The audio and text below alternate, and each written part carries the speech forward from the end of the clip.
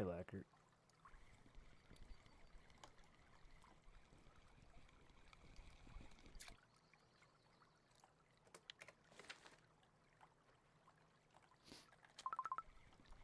Dom.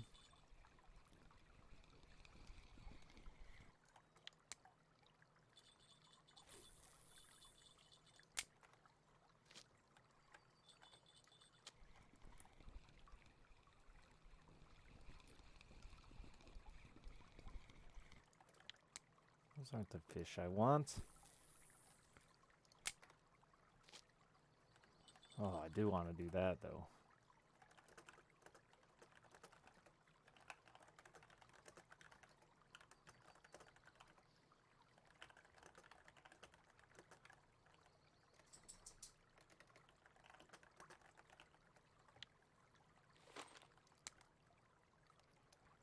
All that shame.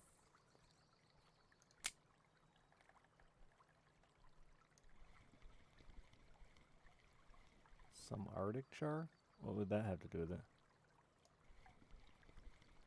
Hey, hardcore.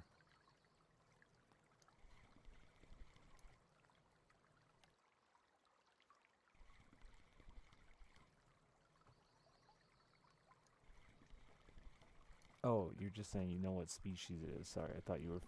I misread that. I thought you meant you figured out why. That's weird.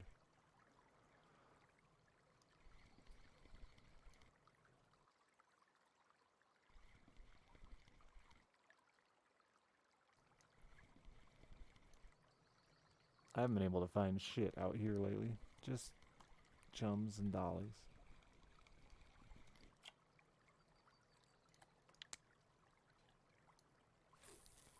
Hey, Lid.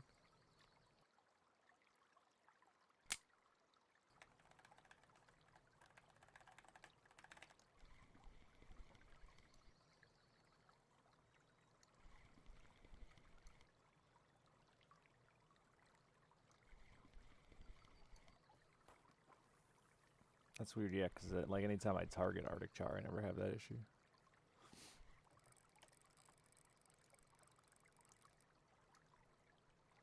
I would like a trophy dolly, please. Since I haven't ever gotten a fucking trophy out here.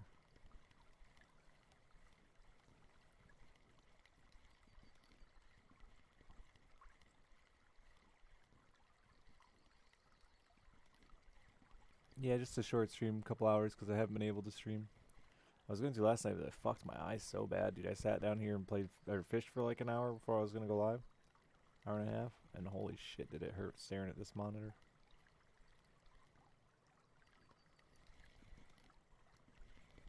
I did not.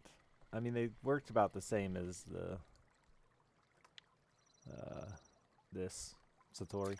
I think the spoons have been working better for me as far as consistency is concerned. I found a spot that was catching some char and Lennox again, but it was so slow, dude. Anywhere that I'm catching fish with any speed right now is just chums and dollies. Maybe the occasional sockeye. Hey, Dosh. Oh, have you? Tell me that sucks.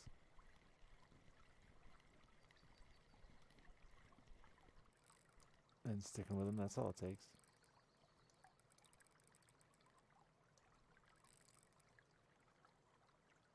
It's been doing pretty good hardcore, yeah. One across the river's about the same.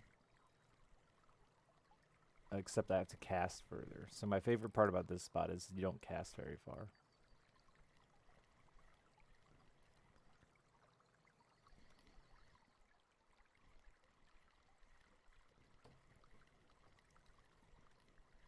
But the other side of the river's got a pretty decent spot where the dollies are really popping. Salmon species. Money is really what I'm chasing. I'm trying to save money for Christmas. There's a Christmas reel I'd really like to buy. And if I did my math right, if I could just net like 1,000 silver a day, I'll get there. That's a... Did I just get a trophy Arctic char? No. Trophy Arctic chars are probably massive. That thing looks like a hog, though. It's big.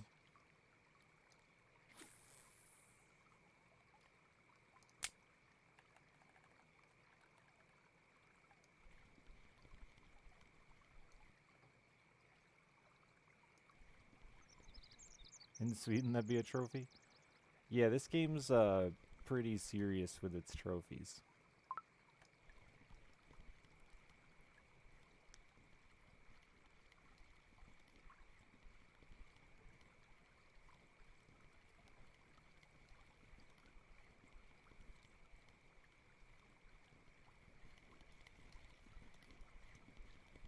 Does this game have a plot? Fishing. Russia in the mid-80s, I've heard.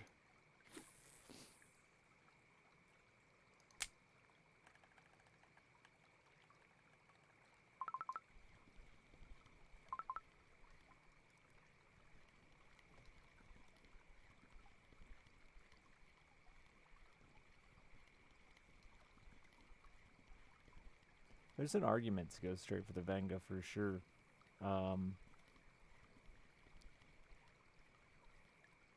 If you have the patience. I mean, you're really not getting much out of the Tagara that you're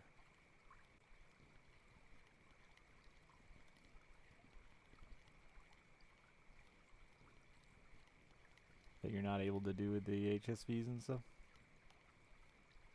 But then why get the Overlord? Might as well just go straight to Tagara, or straight to Venga from there. Right? Isn't the Overlord the Christmas Tagara, basically? Or am I mistaken on my reels?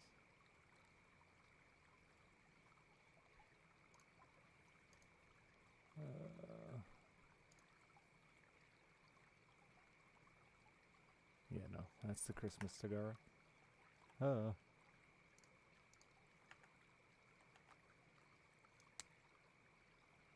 That's probably what I'm going to get. Just second Tagara. Or the Overlord, if I can save up for it. If I can't save up for the Overlord, I'll probably end up buying Telestacks.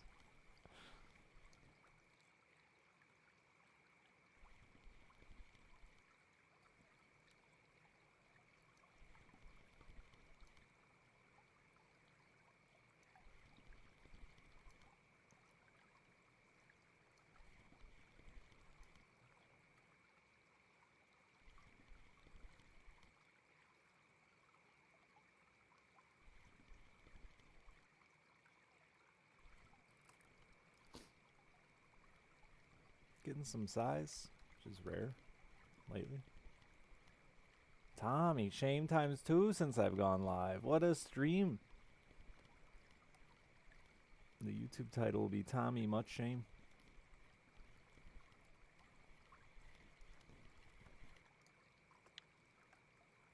Two hogs? That's even more shame.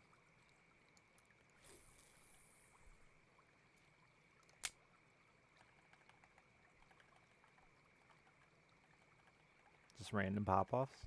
Nothing.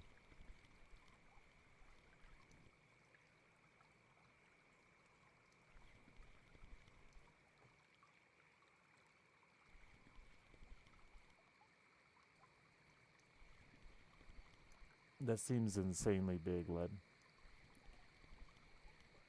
Yeah, I was gonna say, I saw one hanging on a wall. I went Christmas shopping at the fishing shop the other day, and it had to have been like 1 kilo, 1.5 kilos.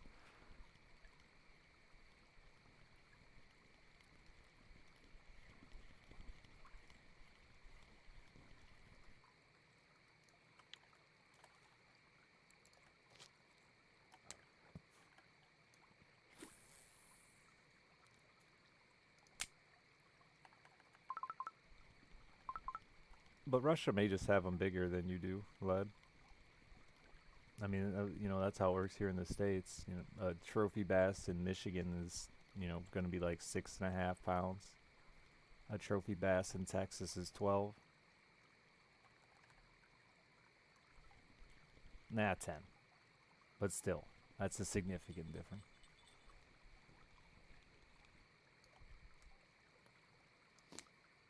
I got shame.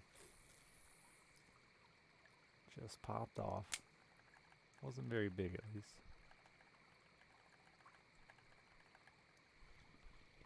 Morning, Zev. That sun is bright, huh?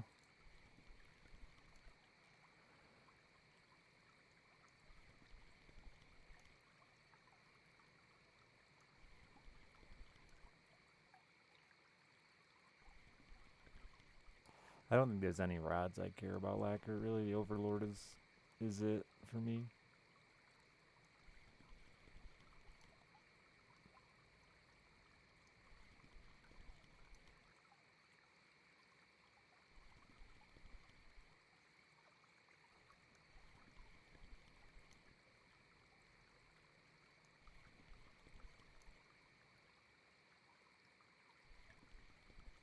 But at this point, I'm not going to be anywhere near what I need money-wise to buy shit for Christmas. Like I said, I'd have to do like 1,000 silver a day, and that's unlikely. Psychon, good morning. Because I'd pretty much just have to sit out here and do that, and that would make me lose my mind.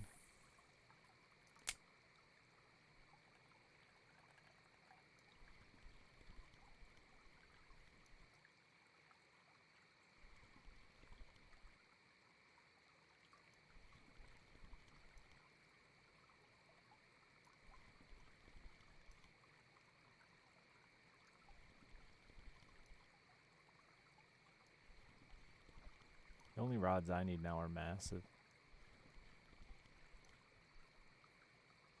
Like 50 plus kilo rods.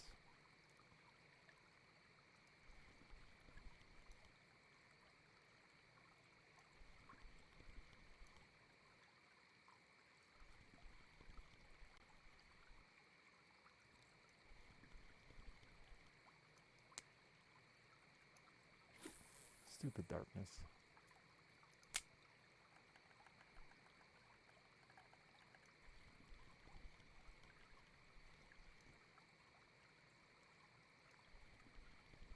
I saw your silver count the other day. Yeah, you're up there. Crazy money. So crazy you could buy one Venga and still not quite have enough for a rod, probably. But still, I mean,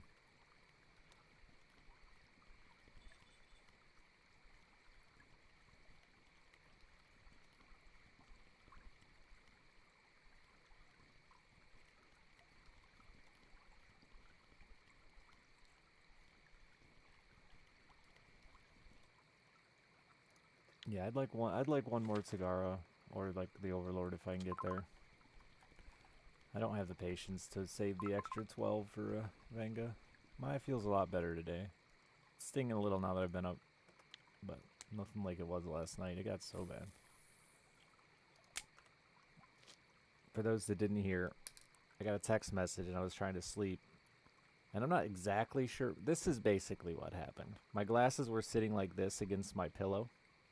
And when I rolled over to check my phone, I did this, and this piece, this metal part here, hit me in my open eye. So I was turning at it.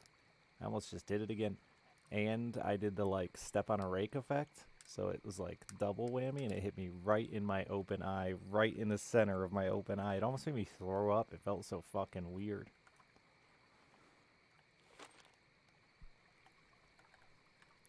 Like stepping on a rake. It's the only way I can describe it, but right into my eyeball.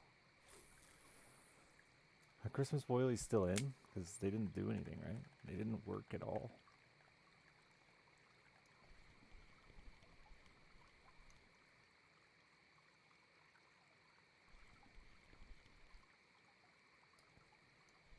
I tried some that were sent to me and never caught a single fucking fish. I even took them to like Mosquito and just threw them in like a roach hole.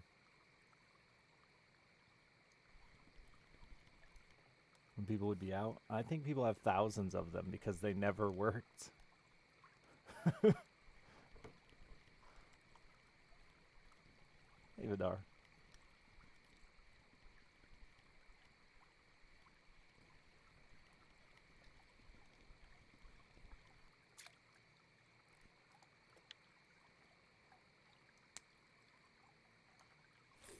The funny part of that whole story was I was rolling over to check a text from my friend who was in the ER for getting sawdust in his eye.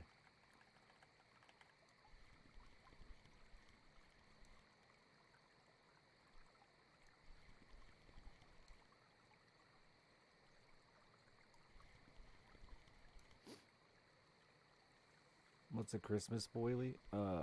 It's just like a colored, like a Christmas cookie. You know, it's like a regular cookie, but with Christmas theme.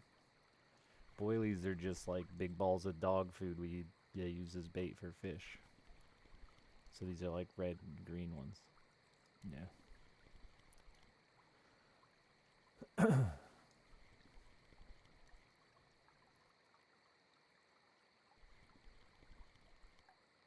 Gingerbread dough? I want to fish with full gingerbread men. A gingerbread man lure.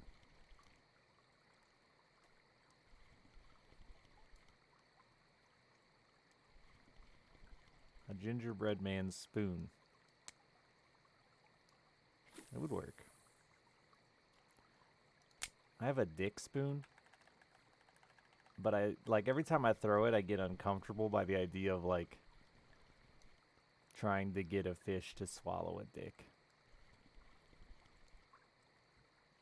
Rudolph rod tip lights. That'd be sweet. Like reindeer antler bells for your bottom rods. Nothing wrong with that? No, there's a lot of things wrong with trying to get an animal to take a dick. I'm just saying. If you really think about it, there's a lot of fucked up weird with that. And like, you know.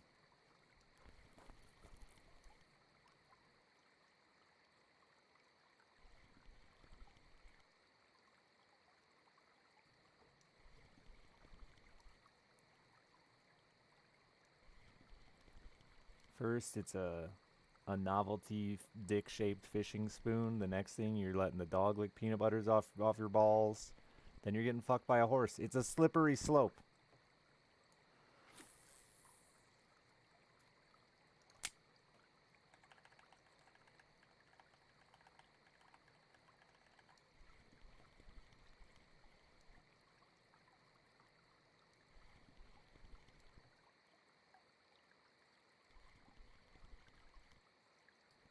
Some lines aren't meant to be crossed, not even a little bit.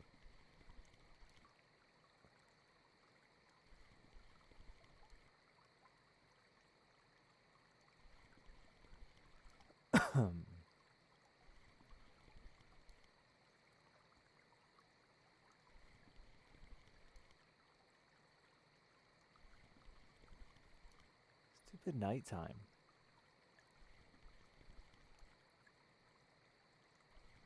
Fishing was going good.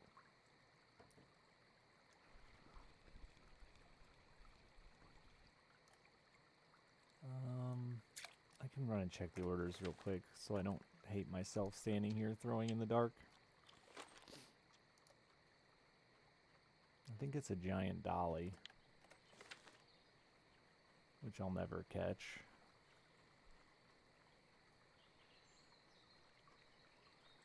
Zero trophies out here.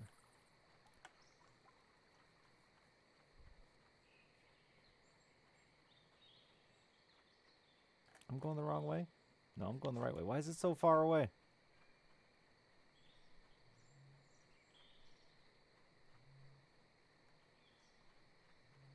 I did lead, but that's interesting to me.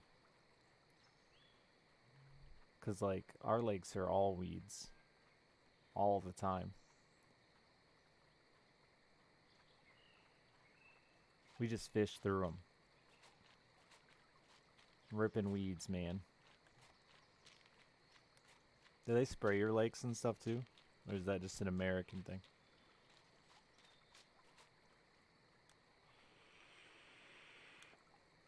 They don't. It doesn't help a ton. Because you got everybody that lives on the lake is dumping fertilizer in their yard that's running into the lake. And then they're dumping weed killer in the lake trying to keep the weeds down. You know, it makes sense.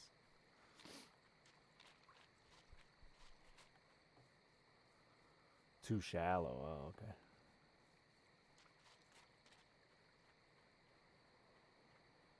What about in the spring? Can you fish a lot more of that when it gets, like, our weeds die off over the winter? Can you fish a lot of that in the spring when it's still cold?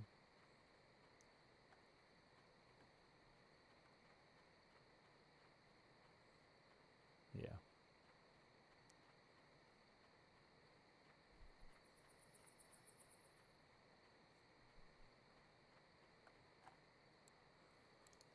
4 of them. I've only got 2. It's got a lot of time left. What else is on there? Burbot, smelts, Char lochies. I got those. But are those all smushable? Squishable, smushable? Yeah, they are. Can't have my smushies, my squishies.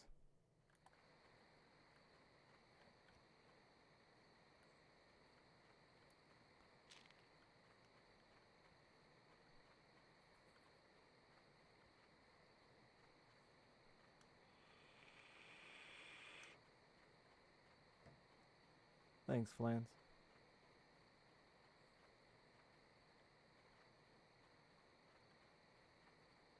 Beginning of June, you move on, yeah. Yeah, we certainly have to adjust to the weeds. They're a pain.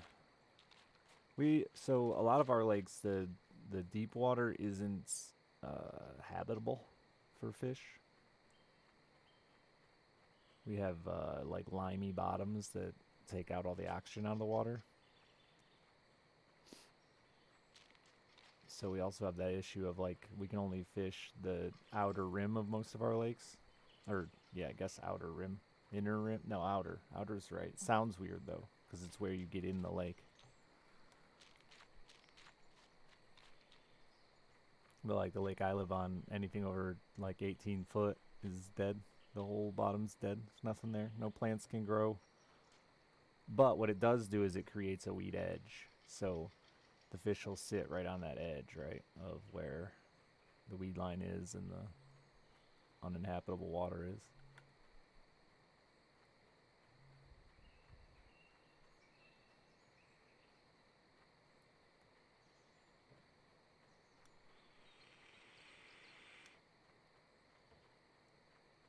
It's not a bad thing, Led. It's just what our lakes are made of.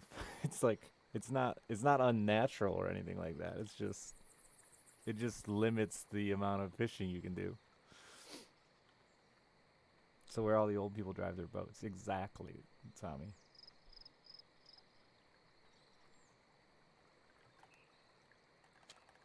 It's just a bottom type of lakes. Merle or whatever it is. It's a super common bottom type up here.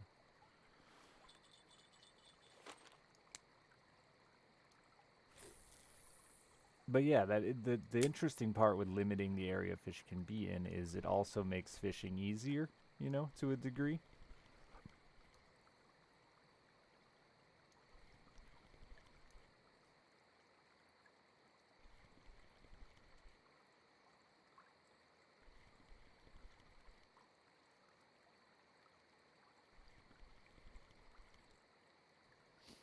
The only like real, but it's so deep, yeah. Yep, we have one similar. It's really good for walleye in the spring and fall, but then when summer hits, the walleye goes so fucking deep. Good luck spotting them.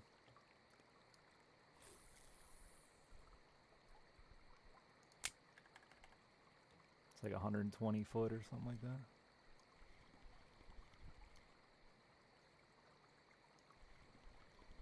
Do you have Xander there, though?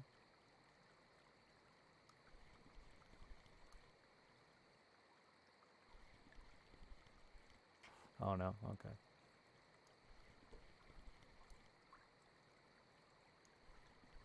I don't know anything about walleye fishing. I need to learn. It's one on my list.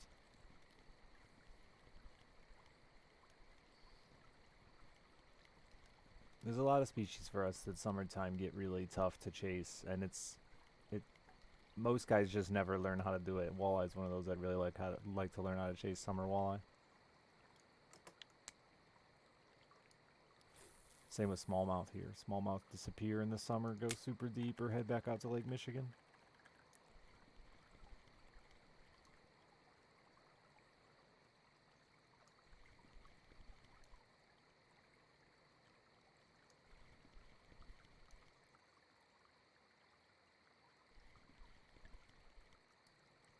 Yeah, we've got bass, pike, which comes with muskie. I put them in the same group. Walleye, and then we do get some stocked trout, lake trout. In our deeper lakes, they stock them. And then a plethora of panfish. That's me.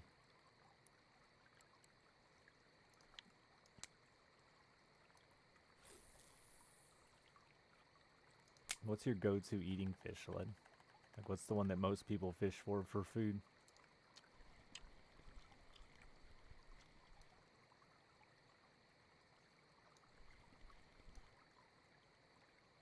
Is it just perch? That would be here if we had that many perch. We don't have that many. When ice fishing is perch fishing time.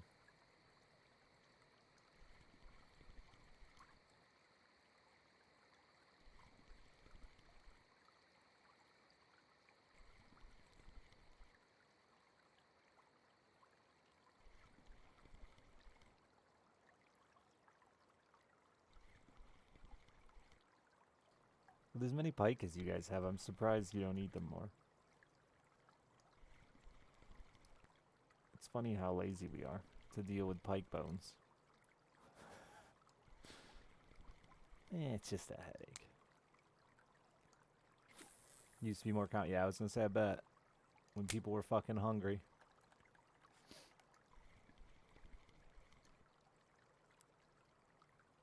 Yeah, Erie's got better perch than Lake Michigan does. Lake Michigan back in the day had good perch, but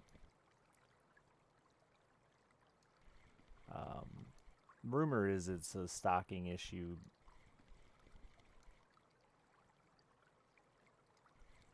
Back in the day, everybody helped stock Lake Michigan with perch. The 3 states that are connected to it, but due to the fact that the fish specifically live on one side more than the other, some states decided they didn't want to do that anymore. They were basically funding fishing for another state.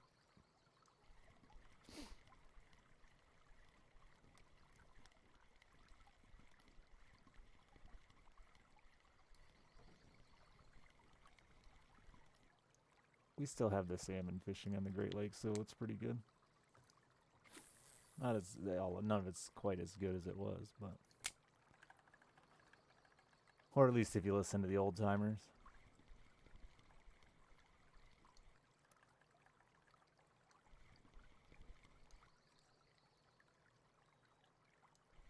The whole salmon thing in Lake Michigan is really cool, IMO, because it's all stocks. None of it's native. And it's been like a 50-year undertaking.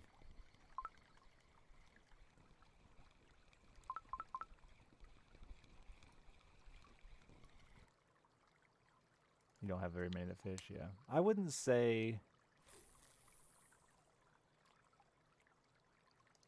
we have a high percentage of people if you're talking like percent of population. But there's quite a few fishermen.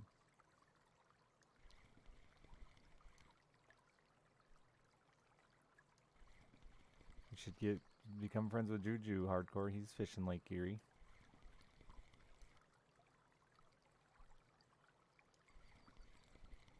He walleye fishes. I want to get down there at some point this year. Maybe we can all get together.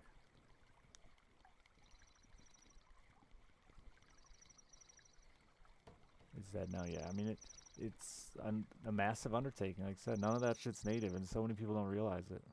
Is that a... Oh. This fish exists, huh? Hi.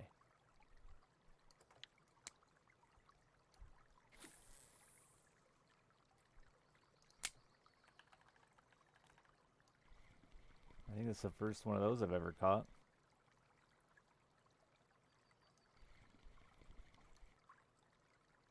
It's just a U.S. record. The U.S. records are just us. We set them all now.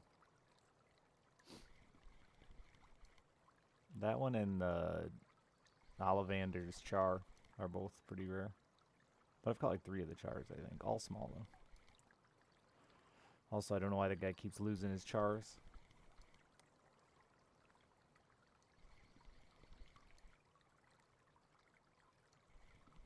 Take better care of his fish.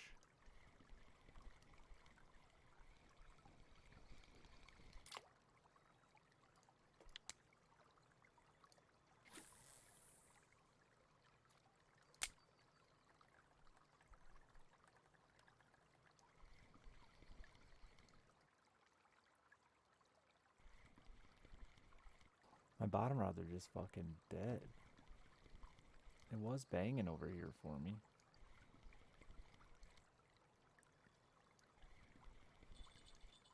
Said a bitch about it. This is literally both of them. Yep, and they're both hooked up. That's hilarious.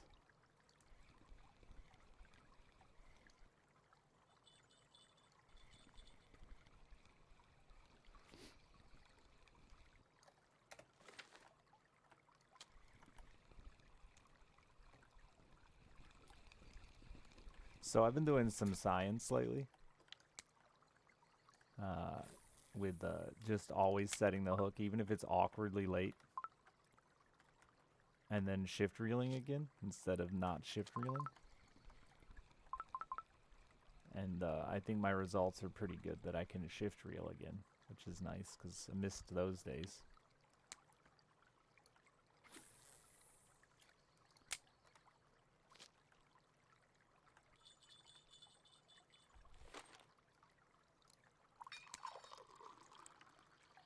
Let's yeet one to the moon. I always regret it as soon as I throw it, because I know I gotta reel that all the way in.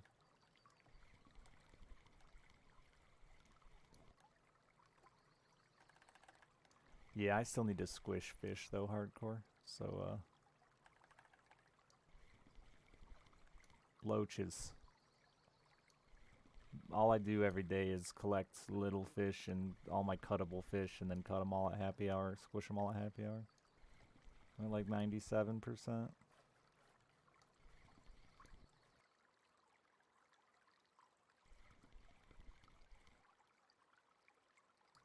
But yeah, I agree. And you get the suckers and all kinds of things thrown out. Larvae or worms.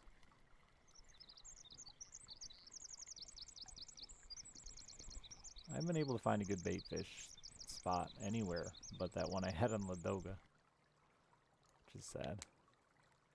And I spent way too long throwing roughs the other day. Bad Juju sent me like 90 roughs now.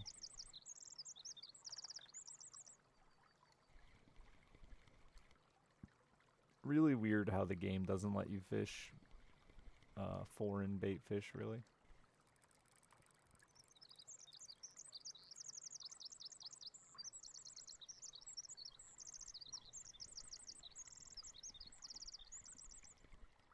They're okay, hardcore. I mean, as for a bottom rod on Yama, they were good, I guess. But I haven't caught anything of size on them. Just like 1 kilo, 500 gram to 1 kilo Dolly Vardens is all I catch on them.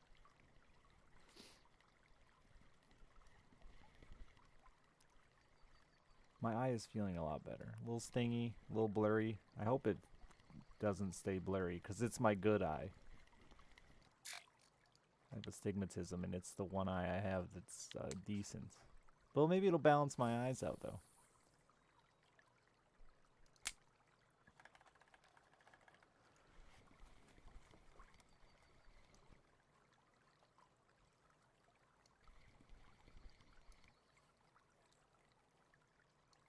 I think I just scratched it a little bit.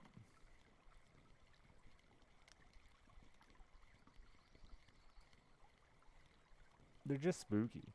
Yeah, I don't want to be blind. I'll tell you what. Seeing's pretty cool.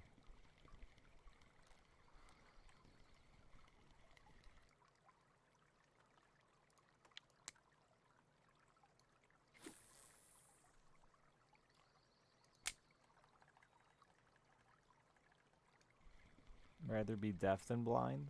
Absolutely. I can't hear boobs and butts.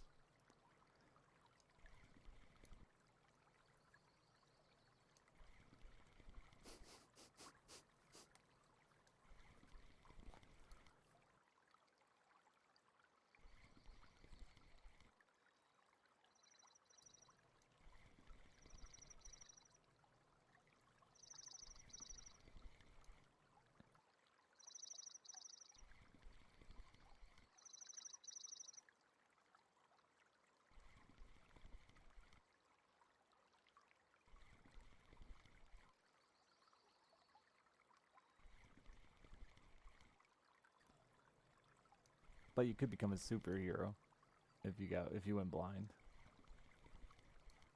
I saw the documentary Daredevil.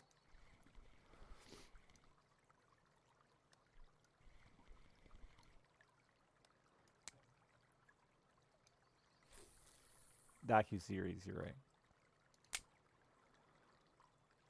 Thank you for correcting me.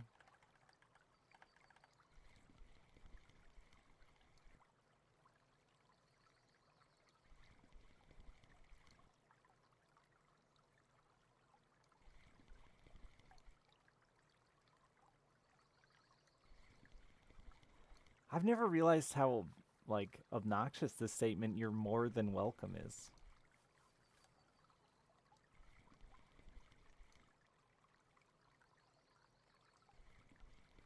Is that like telling somebody? Like, you're not just, you're more than fucking welcome, alright? Let me tell you.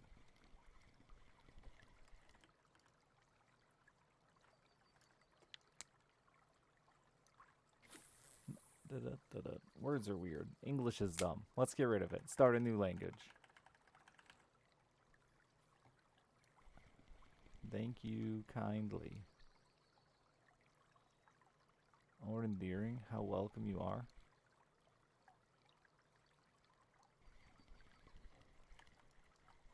It feels bossier than endearing to me.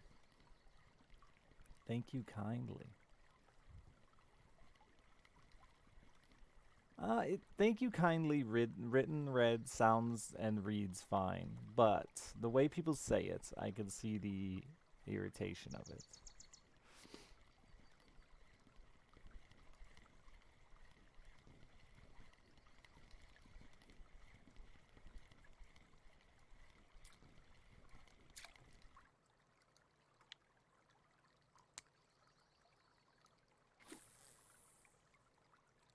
Yeah, you're welcome is just a weird sentiment, right? Like, cause it.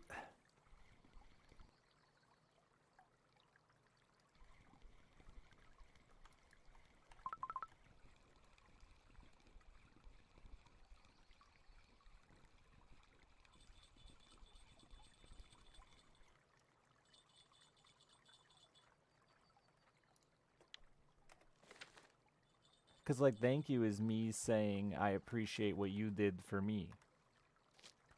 And you're welcome is like saying, yeah, I did that. And you should be thankful.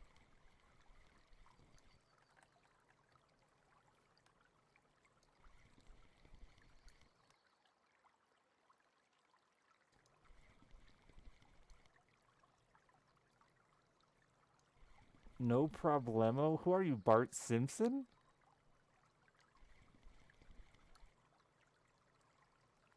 Yeah.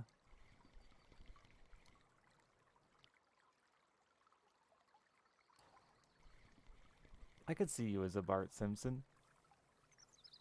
Just a fat old Bart Simpson. That's a look for you. I could picture that, yeah. Yeah, exactly. Well, I mean, isn't Bart just a young Homer?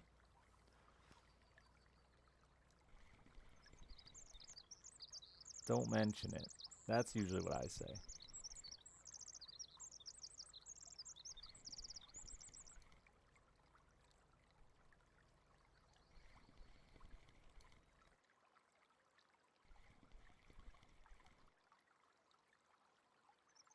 Or a no problem. Or an of course. I like an of course.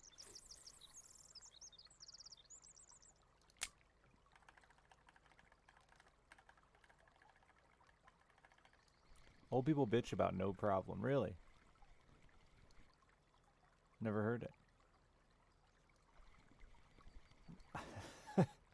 What's the one you always say when someone's in your way, or vice versa, so you're in someone's way? God, it happened to me like 7 times when I was shopping. No, no, no, not excuse me. After the fact.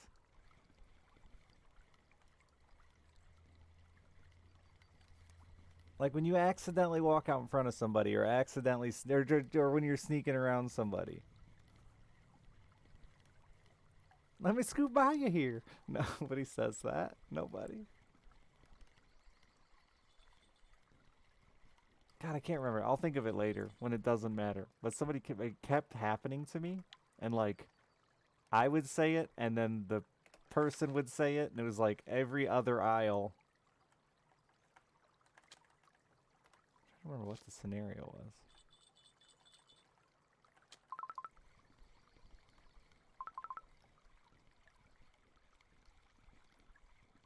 Yeah, God, the answer was always "you're fine."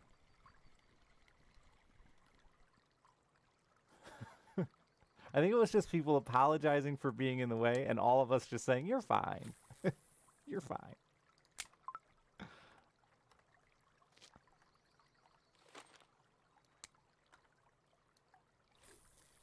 But it just kept happening over and over and over.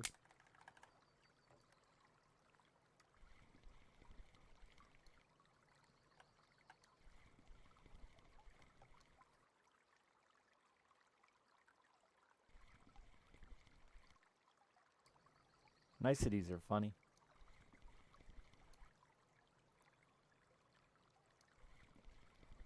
My daughter gets mad at me because I call all kids younger than me little man, and all men older than me boss. Why do you do that, honey? I'm like, I don't know. I can't help it. It's just in my head.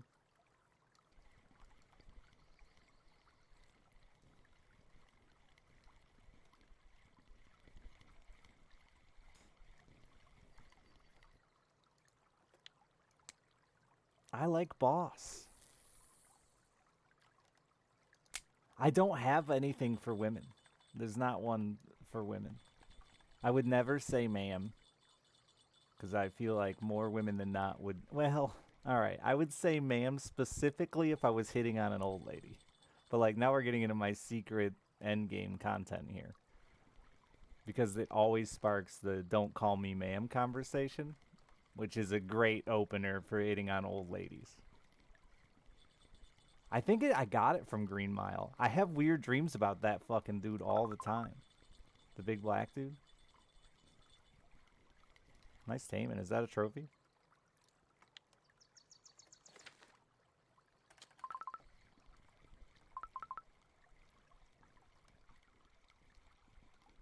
Darling? That's serial killer shit.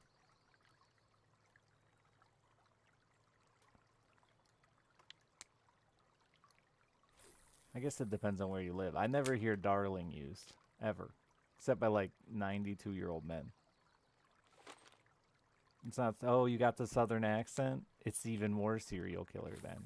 You said that to me at a truck stop, I'd be certain we were about to have like a hot murder sex thing happening.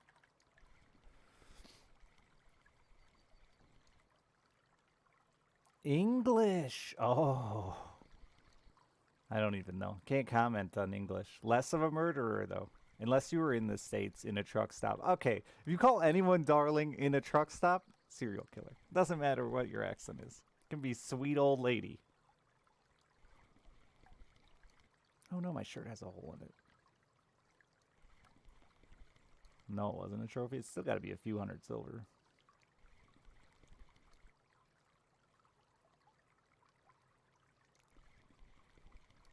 I don't know that I eat at any truck stop diners.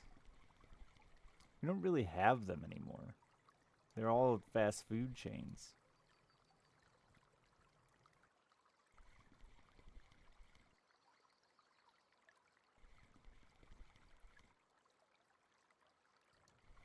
You use darling when you're flirting, though? How does that go for you? This bear and his cub have just been playing in the water over here all the time I've been fishing.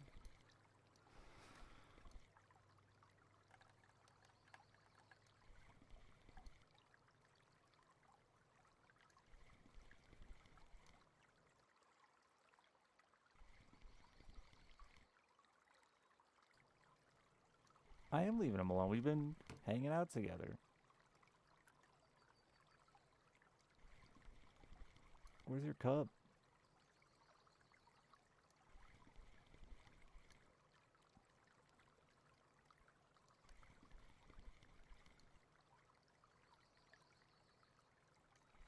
it could be a problem. Interesting. I mean, but yeah, isn't that just reality? Like, that's just true. When you do something for somebody, it's a choice you make because you decided it wasn't too big of an inconvenience for you to be nice.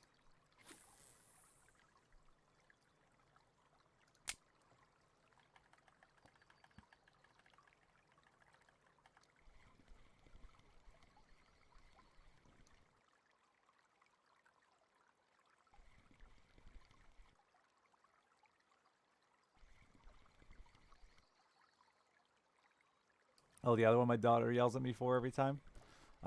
If somebody offers me a bag, I always say, if it's not a problem, or if you don't mind. Never just yes. Like, they already offered you a bag, Dad. Just say yes. Can't help it. It's my go-to response for, would you like a bag?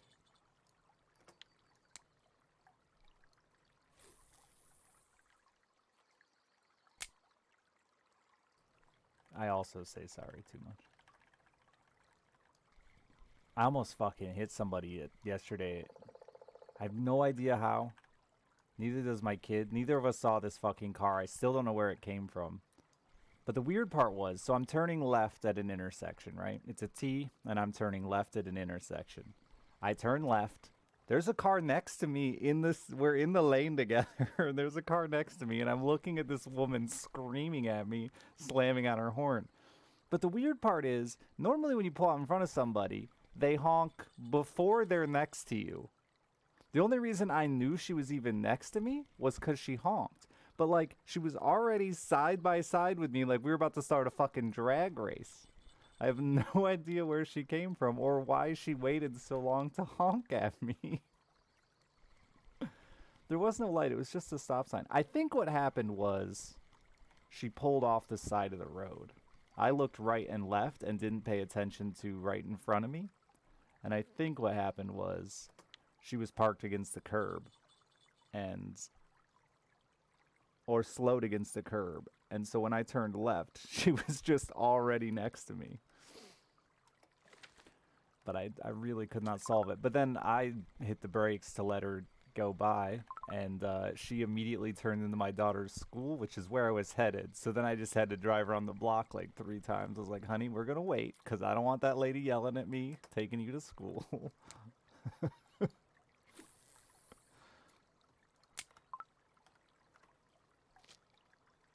No, she was on my right. Like, so I'm at a T, right? Turning left. And when I turned left, she was next to me on my right. And I'm looking at her like, how the fuck did you get there? So her fault? I think it was probably my fault. But who knows? You know if you're watching. I wasn't watching. Apparently. Which is weird. Because I know that I looked both ways. Because I even said out loud to my daughter, like, wow, it's really slow today. Because normally traffic taking her to school is fucking bonkers. There's a driveway right over there, too. Maybe she pulled out of a driveway and I didn't fucking recognize it. I do not know where she came from. Confused us both.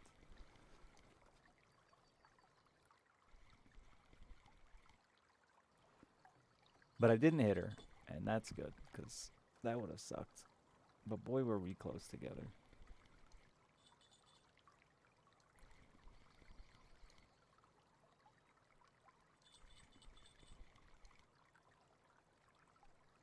I like to say I'm an excellent driver because I've had hundreds of really close calls. My brother would argue I'm a bad driver and shouldn't have so many close calls, but like, they're not accidents.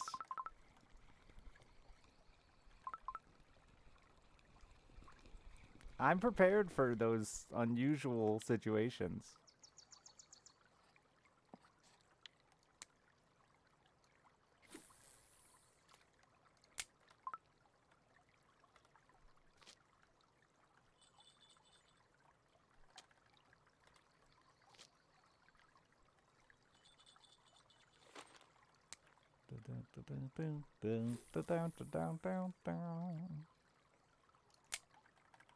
Why do you think a meth lab busted?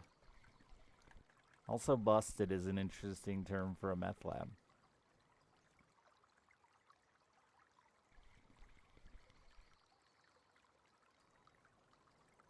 Meth labs aren't as bad as they were. That's why you don't hear about them as much. Not that they're not still happening, they're just not as dangerous as they were.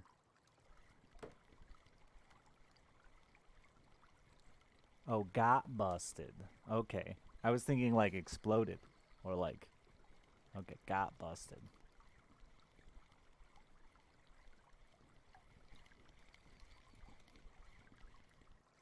I thought you just had a meth lab next to you that busted, and you're like, oh no, my meth, it's leaking on my feet. Not meth feet again.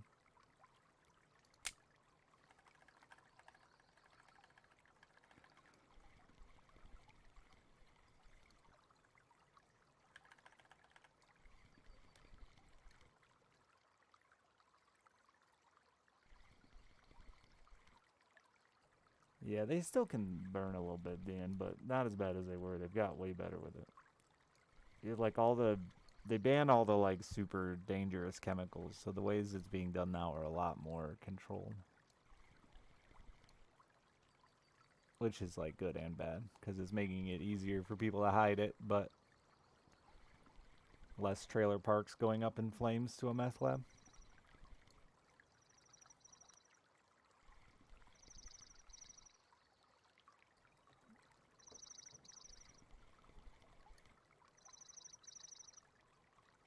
I like that your go-to is it was a meth lab, though, Liz.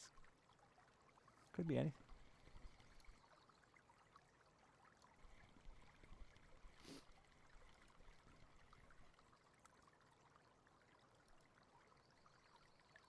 Everyone learned better from Breaking Bad?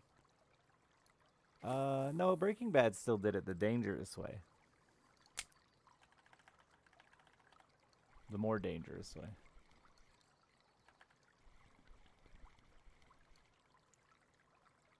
Anhydrous was a big part of Breaking Bad. And they really put down the lock and key on anhydrous. The reason it got so bad in our farm areas is because it was used by farmers. And it was pretty much an uncontrolled substance for farmers.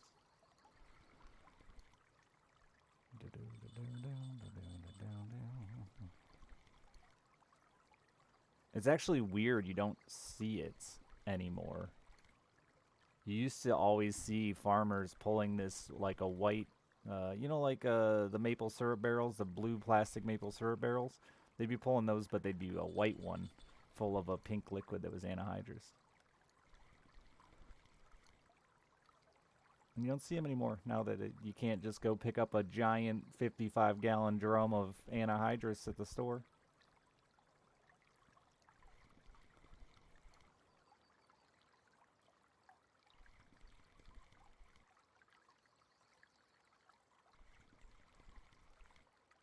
A bad meth product? I mean, meth's pretty bad all over Michigan, yeah.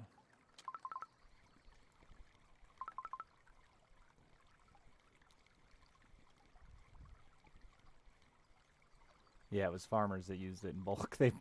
And the funny part is, like, farmers are also weird about when their chemicals get banned. I had a friend die when I was a teenager because his parents hid a ton of Sevin, which was a banned pesticide. And my friend's listening to his father that Sevin was the best pesticide, put it all over his pot plants to keep the bugs off them. And then when he smoked said marijuana covered in Sevin, he got pneumonia and died from it.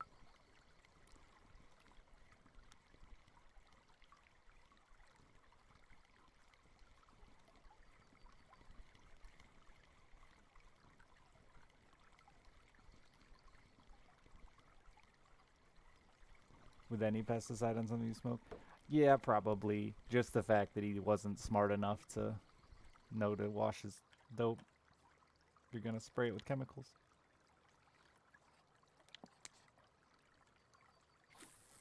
Just fucking dumb. Yeah, he was. He was also... He actually only died because he had a weakened immune system. He was immunocompromised. Like pneumonia doesn't normally take out 16-year-old kids.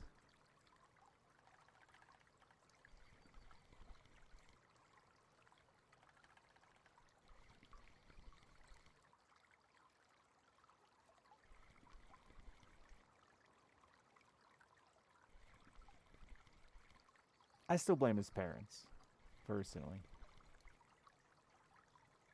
They were shitty. He was immunocompromised from years and years of fucking opioids from a broken back he got when he was a boy. And his parents just fed him fucking opioids. It wasn't until he was a teenager and like was like, hey guys, I don't want to do this anymore, and got himself into methadone clinics at 16 and stuff like that to get off the opioids.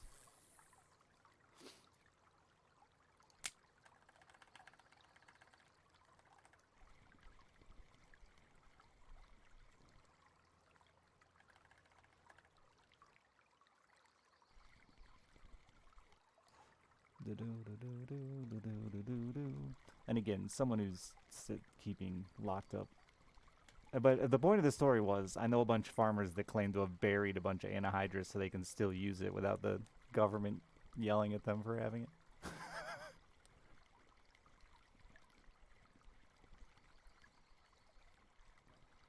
Like people always say they're going to do with their guns. I'll bury them in a barrel in my yard. Government ain't never taking them from me. What good are guns buried in the yard? What are you going to do, shoot moles?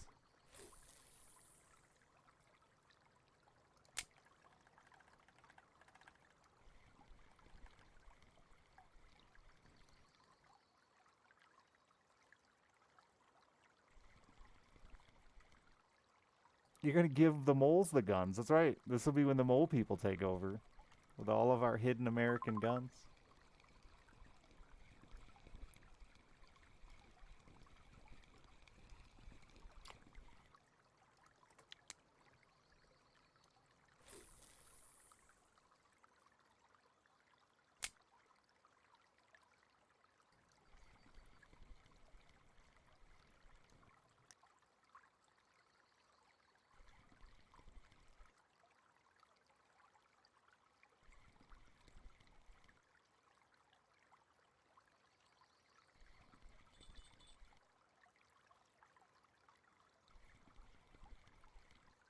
Yeah, it was working for me too, Lacker. But I don't know if it's just because shift isn't as bad as I thought or what, but I'll stick with what's working.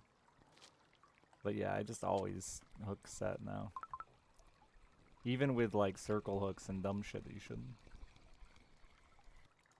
A furry porn?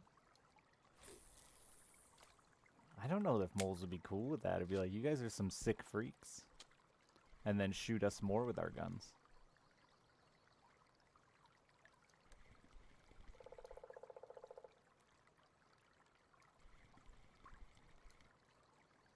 I don't know a release date for the new lake. I don't think they've ever... Well, not in my time do I remember them giving a specific day.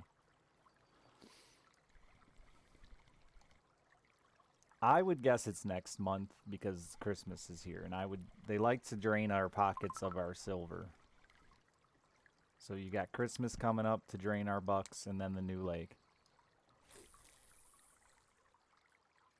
I would guess they'd space them out, but there's a lot of people that think it's coming sooner than that. So we'll see.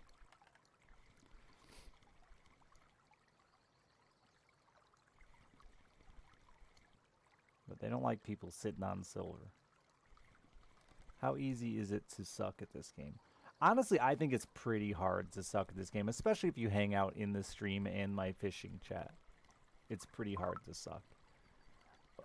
I feel bad because I'm constantly like trying to like tell people to fix their setups when I see they're breaking shit or losing fish all the time. And I know not everybody wants to be back seated. I'm one of those people. But I feel like people are going to hate the game if they can't make progress. And I'm like, how do you keep making the same damn mistakes, y'all? I don't think we've gotten any more info on it. There's a picture that was leaked or some shit, or shown, not leaked.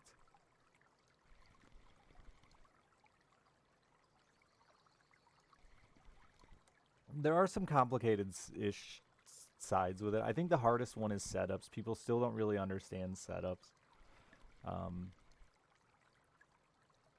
And this goes for like people who've been playing a long time.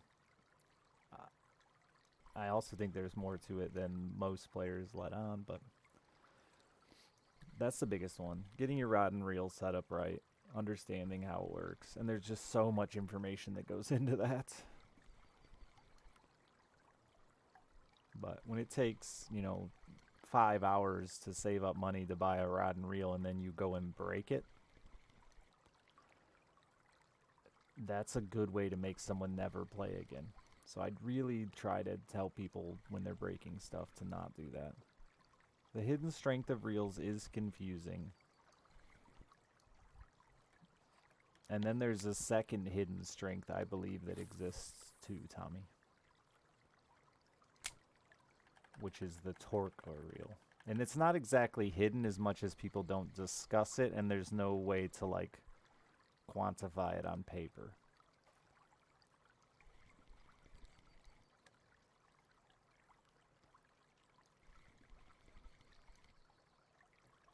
I guess there is, just going off of gear ratio.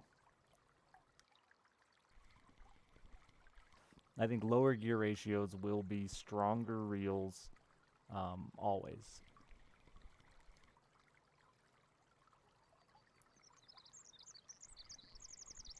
And it is the way it works in real life. They will be torquier, more powerful reels. You will get more, as a human being with a low gear ratio reel, you're gonna get more torque per turn. It's gonna be easier to turn that handle with a big fish on the end of the line. A higher gear ratio is gonna reel in faster when you're catching small stuff or when you're just retrieving. Those stats are less important to new players, but to me it matters because long fights get painful, especially long just retrievals of like a dead catfish.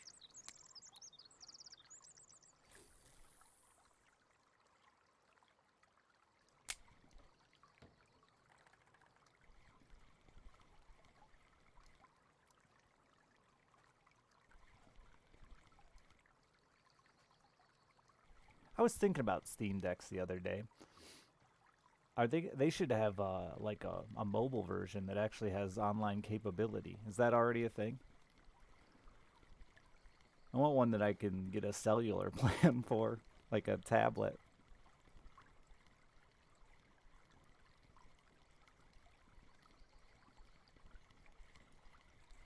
No, not even. Just reeling that sturgeon in after he got off the rocks would have been 15 fucking minutes, Juju, of there's no excitement there. There's no... It's just retrieving a heavy fish.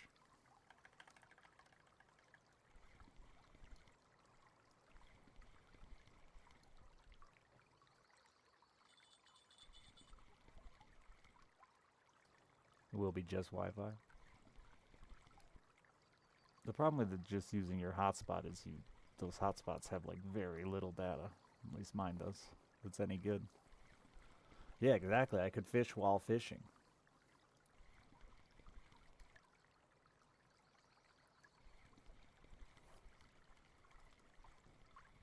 What's Steam Link?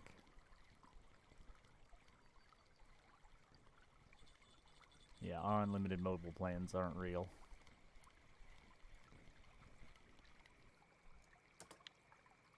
You have unlimited data, it's just data that's unusable, you know? Saw somebody tweet the other day that their mother had been paying $50 a month for 3 meg internet for the last like 10 years because she didn't request an upgrade. They just never upgraded her. They just left her with the old school DSL for 3 meg. Like in 2021, 3 meg internet is fucking unusable.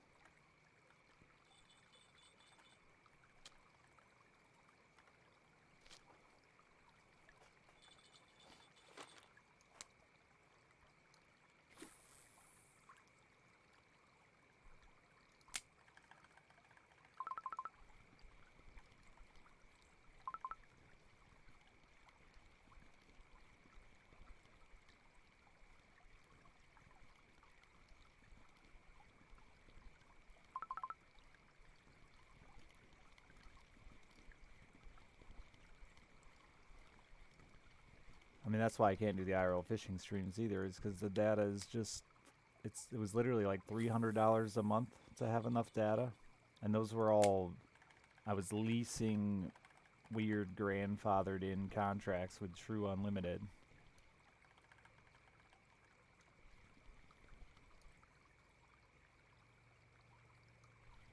Well, yeah, it looked like shit, but that was even with, like, those streams were the same quality. That's what a lot of people don't realize, is those streams were the same quality as my at-home streams, those IRL streams. Even though they looked like shit, the quality was exactly the same as here. It's just that it's really hard to do nature. Nature is too detailed for streaming.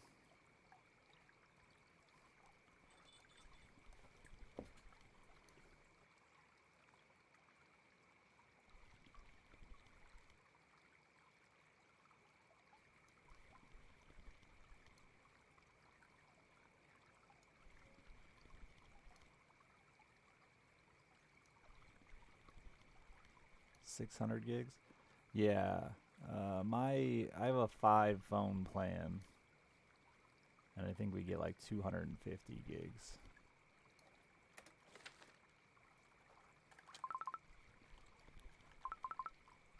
Before it goes to snail speed.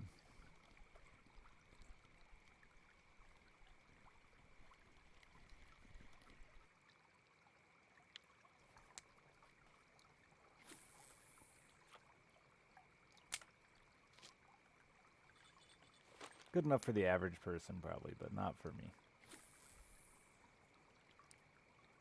I think there's another speed down that happens too if you get beyond your certain percent.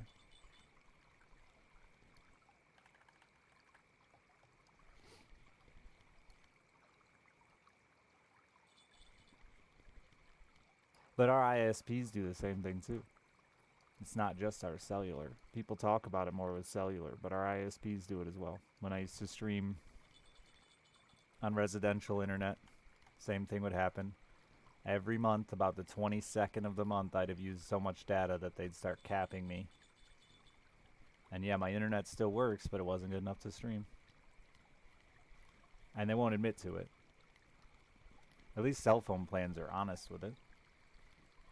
You can call them up and be like, hey, my shit's slow. And they'll be like, yeah, give us 50 more bucks. We'll speed you back up. Comcast, I spent months and months and months calling them saying, nope, nothing wrong on our end.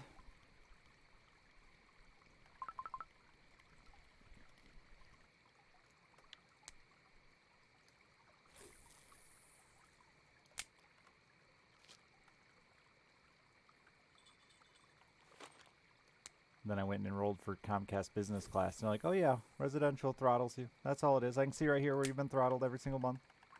So why didn't they just tell me? I would have paid more. I would have changed my plan.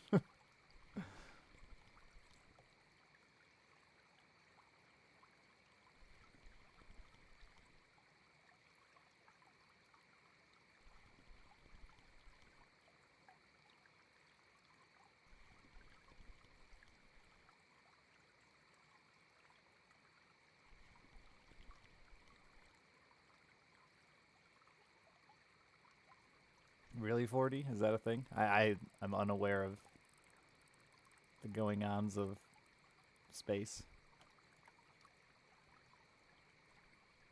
But it's believable that we're going to fucking blot out the sky with satellites.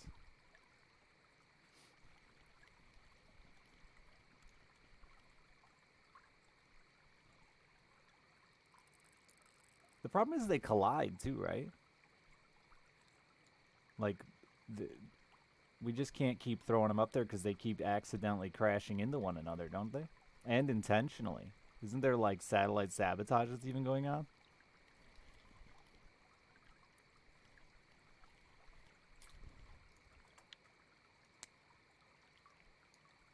Again, I don't really follow it. I just hear things.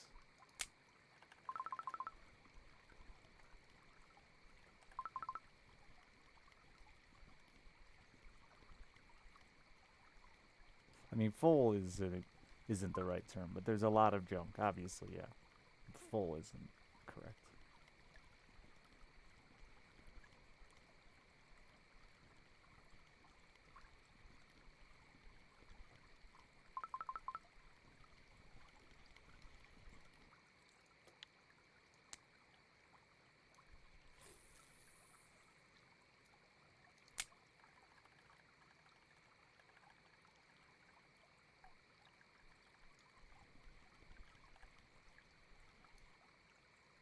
Yeah, that's another one of those issues that no matter how much one country would like to solve it, it takes the world to solve it. This tiny little planet still pretending like we're all individual entities.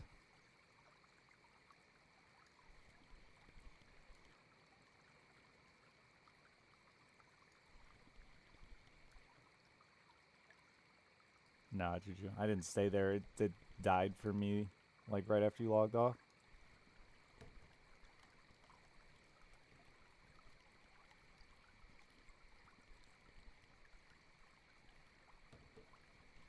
Nah, we won't pull our heads out of our ass until it's too late for a lot of people.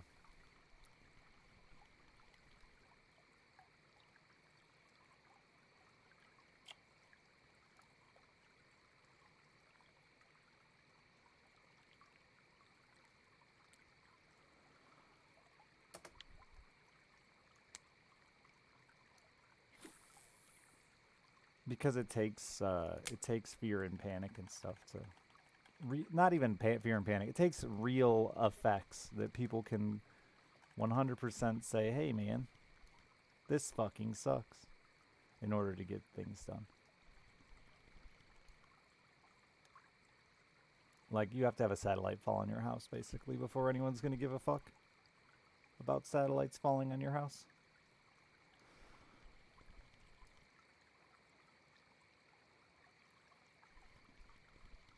It's not just the people who are morons though. It's a lot of people. It's like I said, as much as we, even if America or whoever the fuck wanted to try to solve the problem, it can't be done. It's a global. These are global issues. Everything is at this point is a global goddamn issue, and we aren't global. We aren't in cooperation with one another.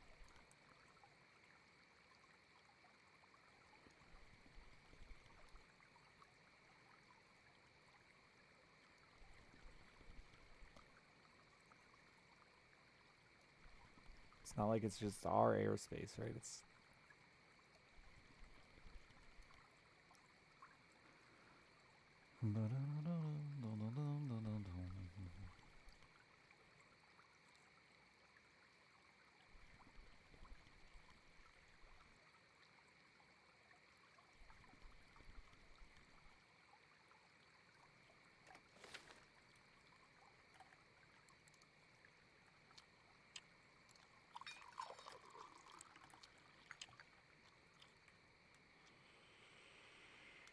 Unfuck the world?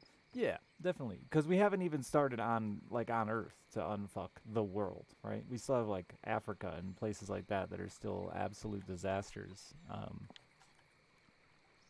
Parts of Africa that are still absolute disasters with starvation and rape, and it's just it's horrifying that people just forget exists while they're worried about like global warming wiping out the east coast of the United States. Motherfucking millions of people have been dying a year in Africa to just horrible shit human living conditions. But we act like some reason global warming is going to be the wake up call. Nah. Until it kills you, you're not upset about it.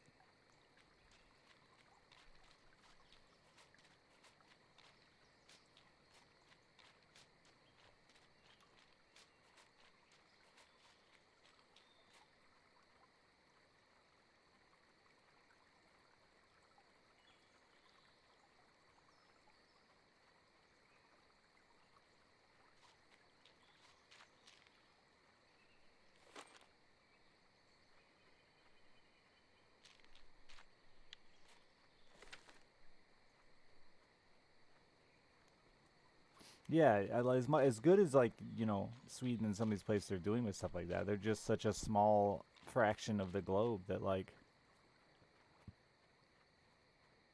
uh it's why other countries aren't doing it, right?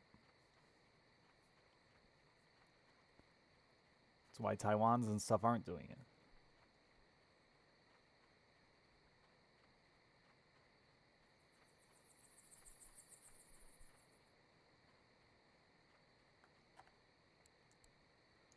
Boom, boom, boom, boom, boom, boom, boom.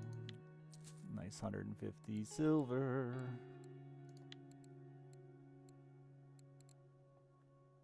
Are those all squishable? One of those wasn't.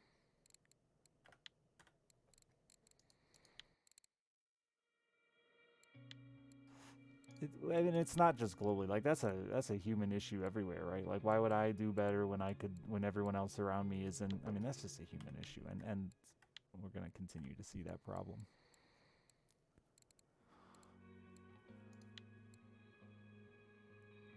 So that's 18, and I think 17 of those were squishable. This is an easier way to do this. Okay.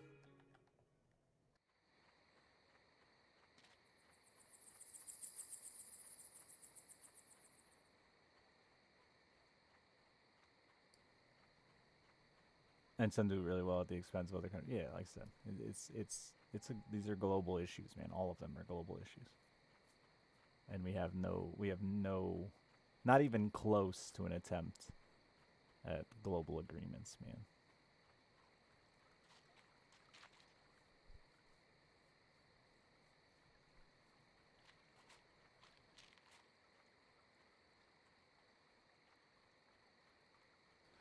You know, 40, this goes back to like I was talking about with the, you know, when I talk about the food and how we hunted things to extinction and yeah, dude, like I can't be mad at these countries where they're fucking literally starving to death, not acting like it, where they're literally dying. They still have, you know, there's yeah, like I said, they're still developing countries. I can't be mad at them for doing whatever it takes to survive. Or as mad as I am at, you know, billion-dollar companies, right, that are doing the same thing. It's what I always talk about with the animals and hunting and food, though. Like, I get why we made the great auk go extinct. It was a fucking easy meal that was going to be there every single year, and people were legitimately starving to death and hungry the majority of their life. Actually hungry, not just I haven't eaten in a few hours, my tummy hurts, but like I haven't eaten in 4 days, 4 weeks.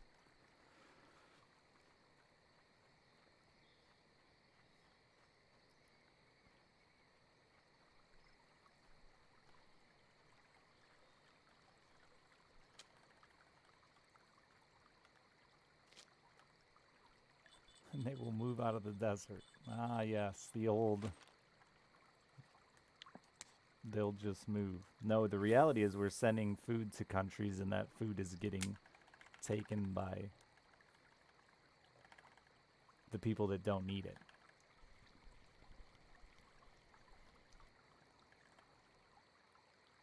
Warlords, yeah.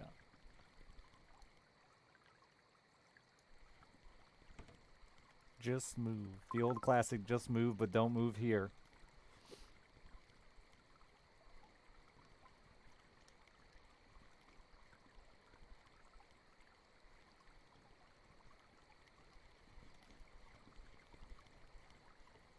But again, there's a million things we can point fingers at, and that's the problem. But I'm gonna tell you again, the answer and the issue is there is no answer until we come together as a planet, and that's what's fucking devastating to find out. You want to cut down on meat productions? Cool, sure, I'll support it. But how you gonna do it globally? Oh wait, you won't.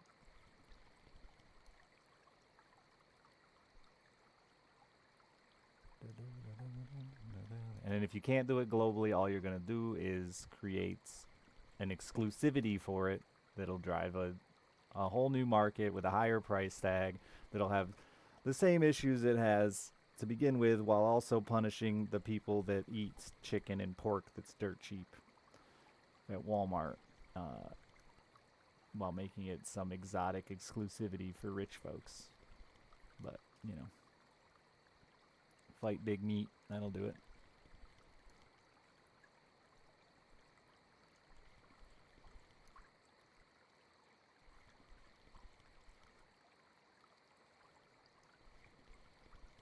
I don't know what the answer is.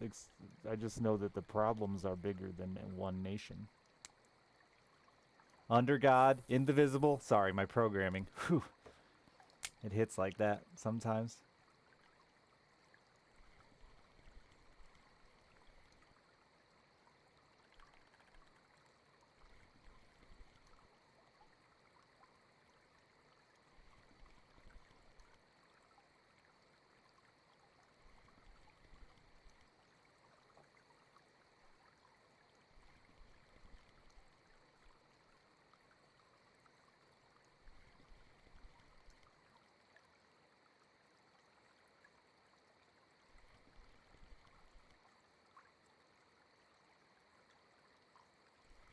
It's weird how you believe science when they're talking about things that happened 40,000 years ago, but you don't believe science when they're talking about it today.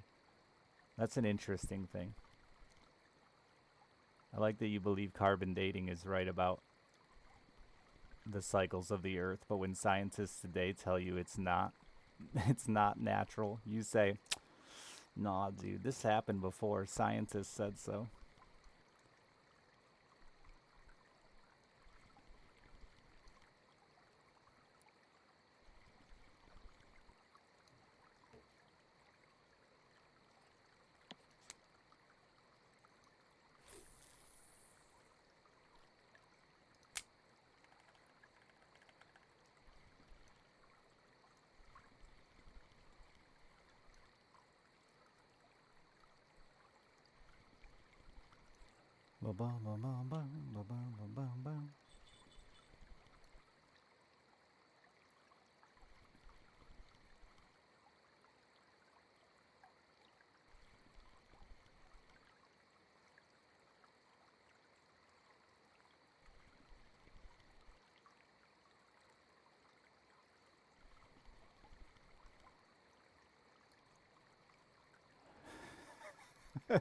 Whose scientists told you it happened 40,000 years ago? Yesterday's scientists?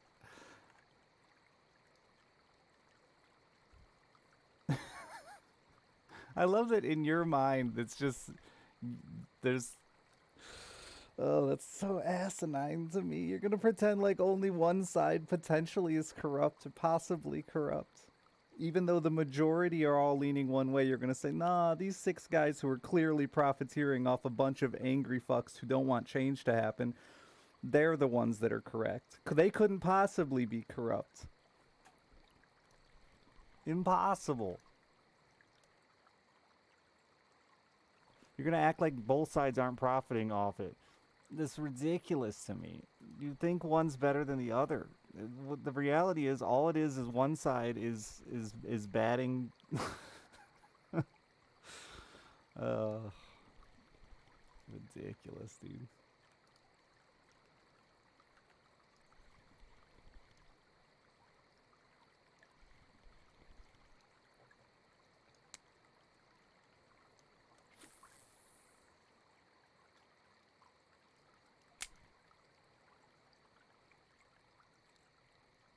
All right. Well, the same people that are telling you about the ice age are telling you that we are not currently in a state of global warming. We should not be currently in a state of global warming.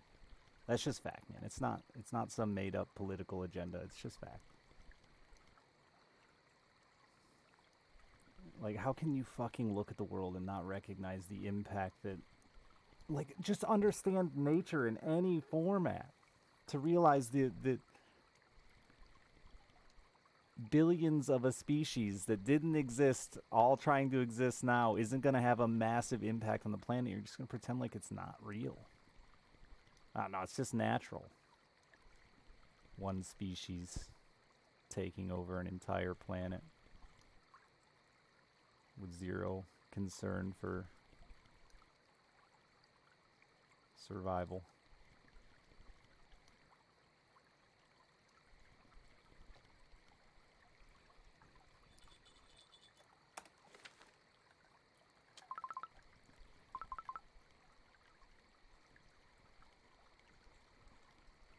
But I will say, I do think the fingers get pointed too often, uh, and help create guys like this that are convinced it's all a conspiracy.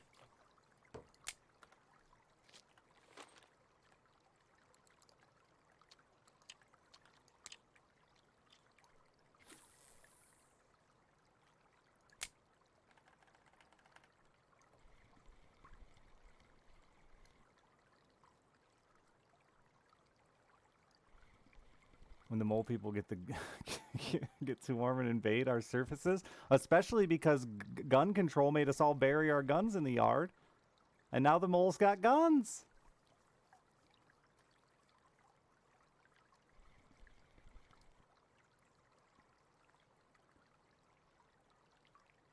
It's not more propaganda than science. That's, again, you're ignoring the death toll. You're ignoring the Oh my god.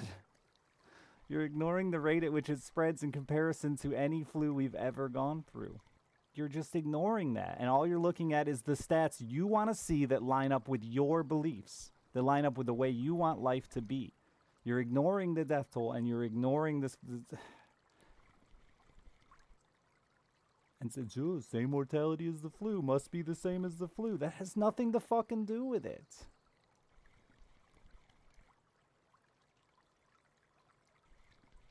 It's deadly because of how fast it spreads and how contagious it is. And the numbers are there again. Oh, wait, they're lies. They're all lies and deceit, and hospitals aren't actually full. It's just made up stats by the evil corporate everyone. All of them, the whole world globally working together under one common goal to deceive the people that some disease isn't real so we can all get vaccinated. Because that vaccine's going to do, we're not sure yet. But when we find out, you're going to be sorry. The only time the fucking planet can work together is over a disease that you don't believe is actually serious. Makes sense, man. It's perfect. Makes perfect sense.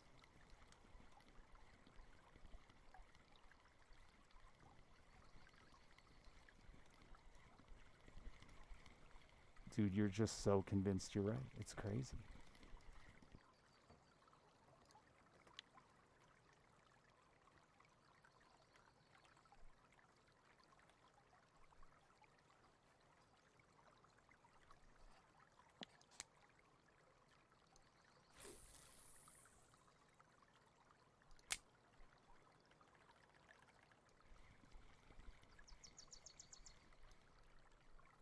Well, that's what you're saying, LaSalle. You're literally saying that.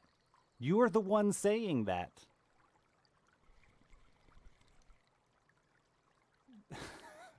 You're the one saying that the entire world is in cahoots with a conspiracy to vaccinate us all when it was unnecessary. That the entire world lost money, the thing they care the most about, and shut down production and fell behind economically, the thing the world cares most about, over something that's not dangerous. That's what you're saying, not me. That's what you're saying. Because there's no other explanation for why every single country in the world believes coronavirus is a threat. Then it's all a giant conspiracy and they're all in on it together.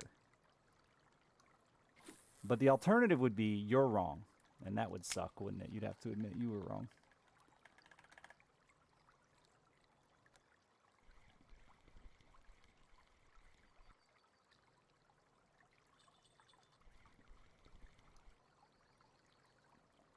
Cancer isn't an issue either, huh? It only kills old people anyway, so like, who cares? Death's normal. Why would we try to stop it?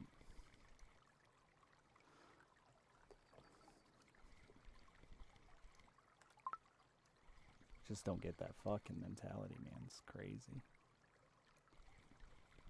Shift into the void now. Enjoy it. The void.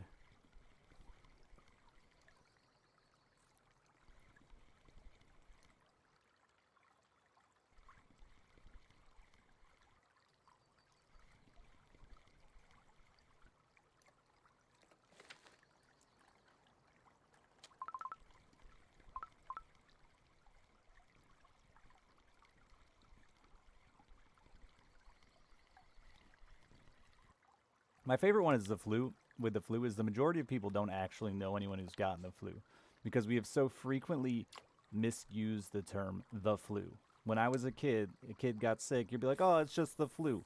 But nobody actually went to the doctor and got tested to see if or not not nobody, obviously there's exceptions. But the majority of us didn't go to the doctor and find out what we had. And the reality is we had a cold that we called the flu. But the flu was never that common in our lifetimes, has never been that common.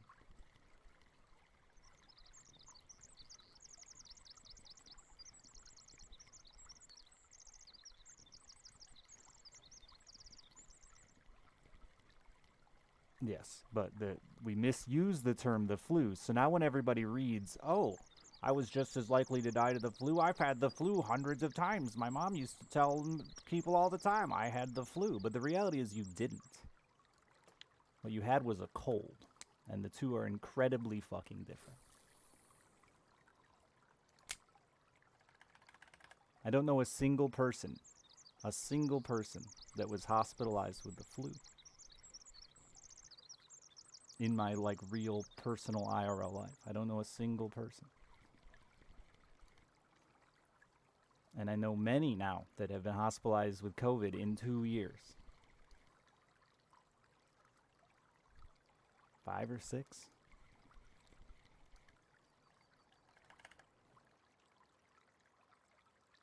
You're not open-minded at all. That's just not true. You think you are because you're quoting other facts from another side, but you're not. You're not truly open-minded to it. Because if you were open-minded to it, you'd recognize the fact that what you just said doesn't make any fucking sense.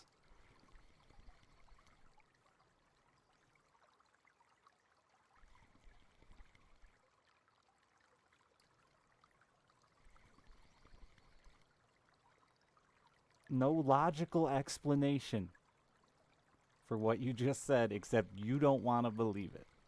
Sorry, that's just the facts.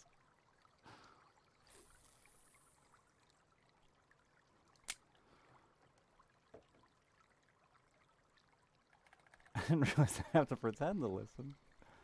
Because I don't give a fuck if you don't want... I mean, I do care to a degree if you don't want to get vaccinated. If you don't want to... Like, I do care to agree. But the reality that you're going to still try to make some dumb argument and compare it to the fucking flu is asinine. That's not open-minded, man. That isn't at all.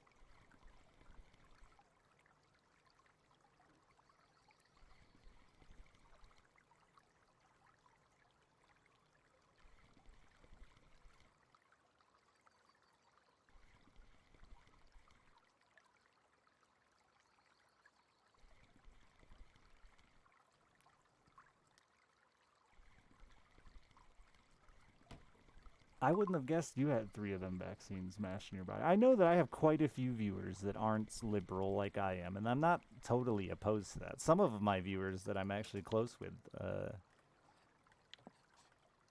you know, I grew up in an area where it's hard to just hate everyone who doesn't have the same view as you. That's absolutely the case. So when I am doing my job in my personal space, I am a little more opinionated than I am outside in the real world. But this is because it's mine. It's my place to enjoy myself, to be me, right? I don't have to fucking pretend because I'm trying to save face for my daughter who's got to go to school with their kid, right? Like, it's different. But that being said, plenty of you I've spent time with and found out we don't have the same political views. But asinine shit like, it's just the flu, will always be a fuck you for me. I don't care who you are. My favorite thing is to go sit at my local restaurant and listen to the old men talk about this shit. We were talking about gun control yesterday. It was very funny. Just kept using the term gang bangers over and over and over and over. We live in a town of 1,400 people. But the only gang influence has been like kids spray painting gang tags on walls pretending they're in a gang.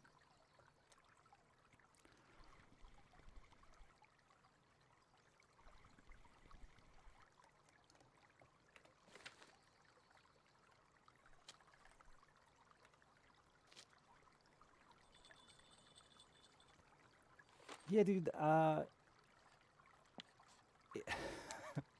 don't want to name names. There's a certain person in my life right now who has got to be the most confusing human on the planet.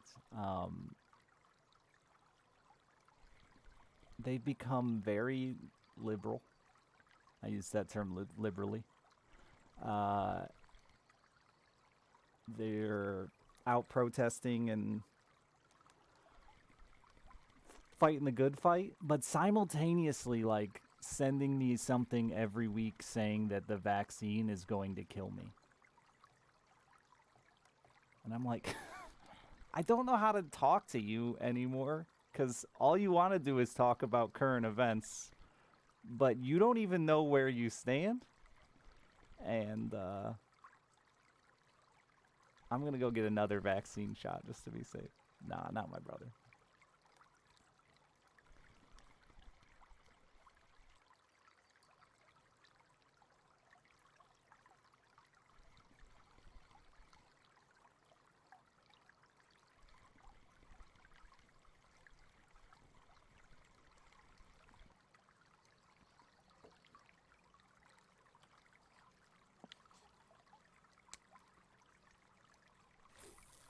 You did say they were the same. By comparing the mortality rate and saying that it is just a political event and not so serious. That's that. Okay, if you didn't say it, you insinuated it. That it shouldn't be taken any more seriously than the flu was exactly how your statement came off to every single human being in this chat.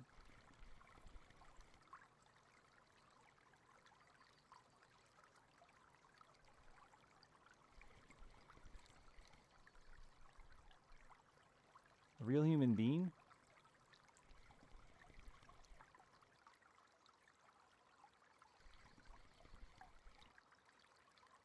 It's not to my disbelief. Eventually it'll well, I won't go there. But I think that there's going to be a lot of scenarios where you're going to have to do it, whether you want to or not. And a lot of countries are going to go that route, you know? I've been, the big one going around my area lately, I saw it get shared like 3 times yesterday, is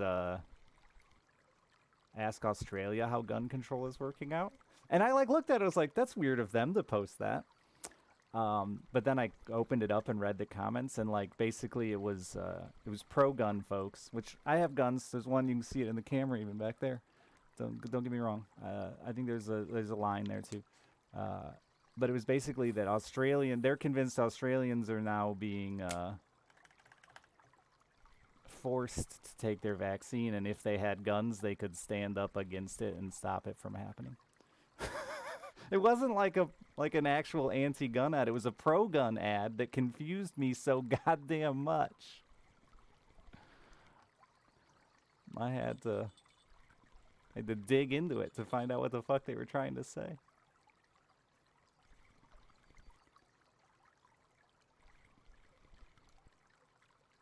Their kids don't have active shooters drills once a month, but at least they'd have guns so they could not get vaccinated.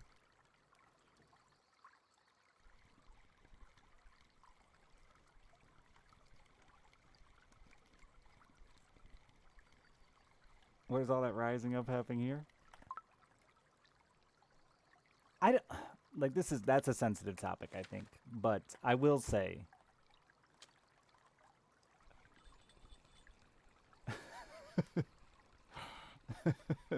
the fact that storming the Capitol ended with like just some dude in a buffalo hat sitting in a chair is like honestly the perfect result of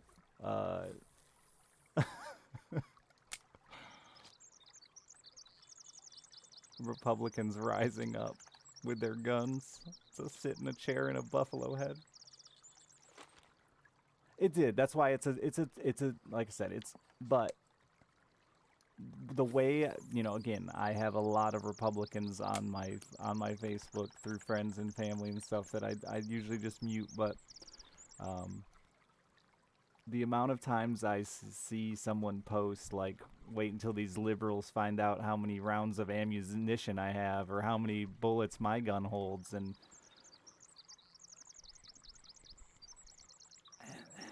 it's just, it's scary, but it's also really funny when they like actually did something. They got there and went, well, now what? Fuck. We didn't have a plan beyond show up. Yeah, you get what I mean, right? It was...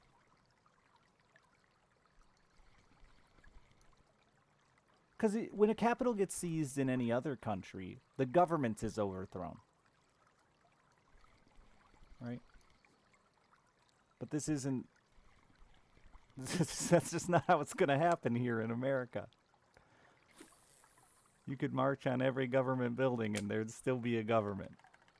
They're not gonna just stop being in power.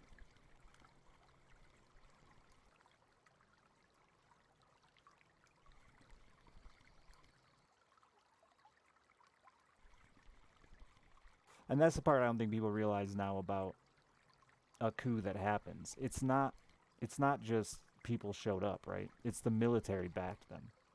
The military showed up and said, "Hey, we're going to switch teams." You're not going to have anyone left to fight because we agree with you.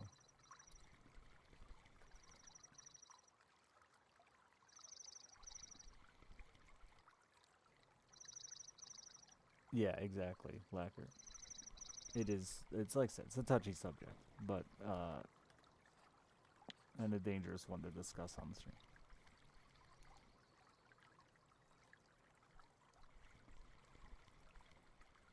To be there, though, yeah, to post it on social media, and then pretend like it wasn't also just a stunt for bucks. I guarantee you, Buffalo Head Dude is set for life. Guarantee you.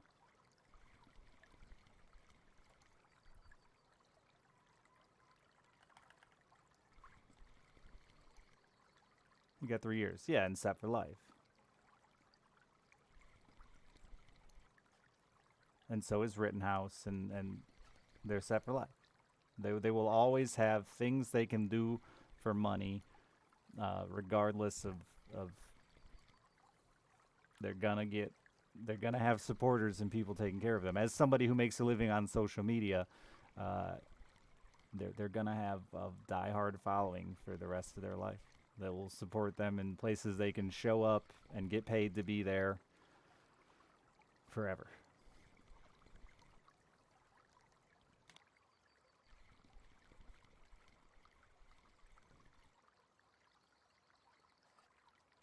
A lot of people commit crimes knowing that there's a good chance, like Ponzi schemers and people that steal from casinos and stuff like that. Like there's been a lot of docu-series on that where they know they were gonna get caught.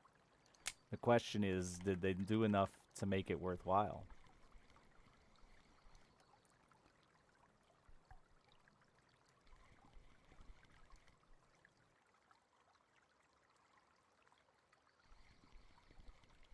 Where parents are being charged alongside their kids? Only in this recent one, Lacquer. But it was because they specifically bought the gun for the kid, right? Which is a weird one because I don't know. Didn't think that was illegal. Like I was thinking about getting my brother a gun for Christmas. The time they got was so little. I do think there's an argument for, as a parent, I recognize my daughter's actions could certainly come back on me. Yeah, I think there is it's like anyone who has a kid knows the rules with leaving your kid unattended. There's some really big gray areas with that one too. I almost called the cops on a guy the other day because he left his kid sitting in the middle of a parking lot in the night in his car, and his kid was only like 6 years old. So I texted a cop friend of mine, and it's like, man, should I report this or not? And he's like, honestly, nothing's gonna happen. They're gonna show up. They're gonna waste a bunch of time with that kid and that dad. Unless that dad's fucking drunk or high or has something illegal in his possession, nothing's gonna happen. Because there's such a gray area on leaving kids unattended. And it won't be the police that end up doing anything anyway. It'll be CPS, right? You get CPS involved, and then they start a case, and then they investigate. It's a whole process for what is the term I'm looking for when you are a bad parent? But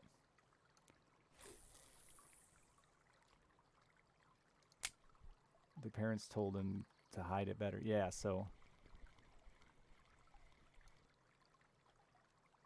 I don't think that was so much about charging the parents as like an attempt to charge like somebody who helped you plan a robbery, right?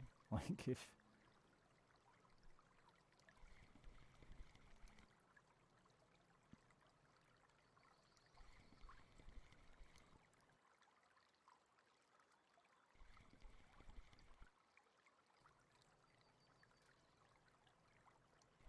neglect in securing the gun, not just that they bought it. Interesting. As a parent, I agree. Parents are 100% responsible. Legally, setting a precedent on that stuff is interesting too.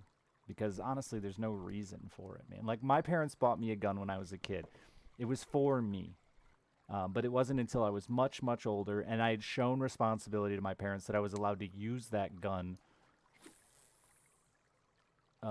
freely.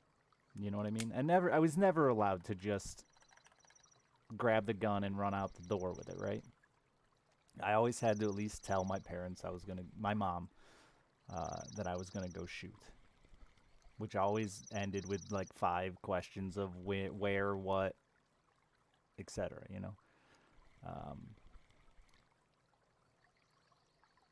guns. Like I said, I'm in a weird place with guns because I grew up around them. I'm a gun owner, but I think we're so fucking lax with them, man. I think it's ridiculous how lax we are with them, especially with the people like I'm talking about. They sit there and can post and brag about how willing they are to use them.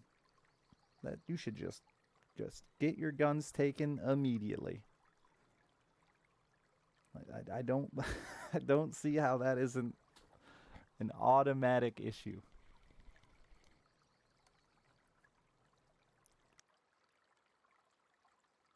And I know all that would do is silence people. It wouldn't solve anything. It would just silence people from like bragging about it, but I do think there should be precedents, like with this kid and his parents, you know, that if you're just going to be a garbage gun owner, you don't deserve it. All of our rights are you know, can be taken away. If you're irresponsible, if you're a piece of shit, all of our rights can be taken away. Look at felons. Look at all the rights they lose. They lose rights that have nothing to do with their crimes.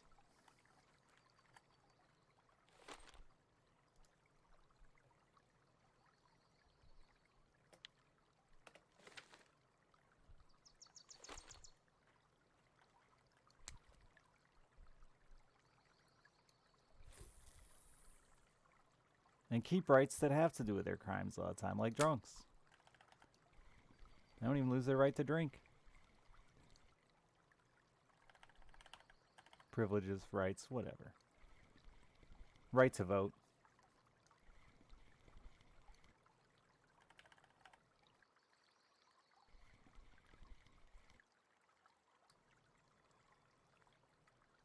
Crazy Heavy Trigger is 90% of their safety? No, it was about just not having fine-tuned mechanicals. We only got into super light triggers and stuff like that when we recognized the advantage to shooting, right?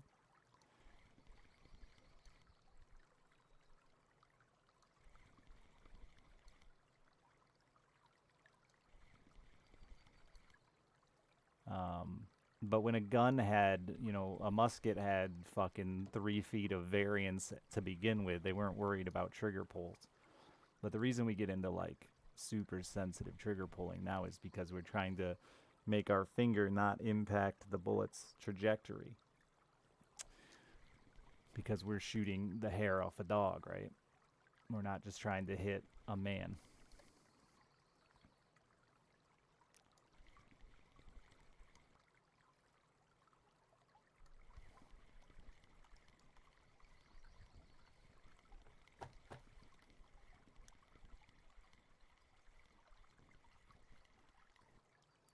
Yeah, 40, and that's the old timer thing of they don't want anything to change, right?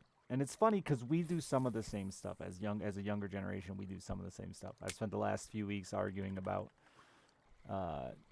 live action Cowboy Bebop, and I do see some of that same mentality of I don't want my thing to change. And that dude grew up with a shotgun in the back of window of his truck and his dad's truck and his granddad's truck, and is convinced that it's okay. That's the way it is. And that it must be people have gotten worse.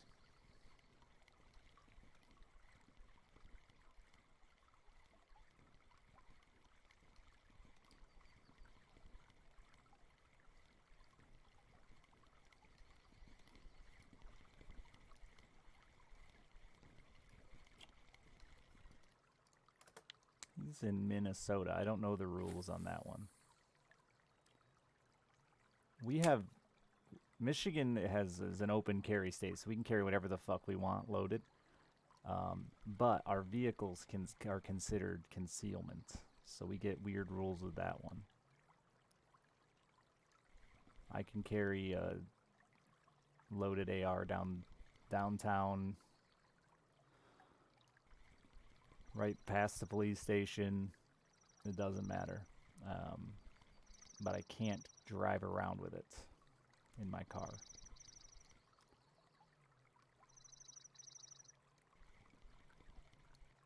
I agree.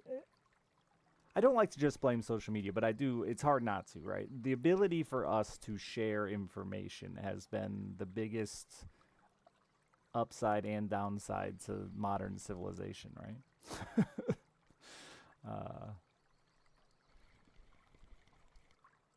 And it's sad because it seems like it should just be such a good thing. But it's just so easy and so that's why I don't like to blame social media, because I think it's us that's the problem. We thrive, we love to be angry and upset.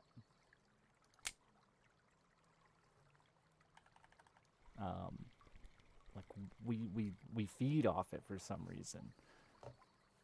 I was watching the news last night and it was something dumb on. I was like, why the fuck are they even reporting on that? And I had to take a second and be like, well, you know what? At least they're not reporting like a dumb murder or something.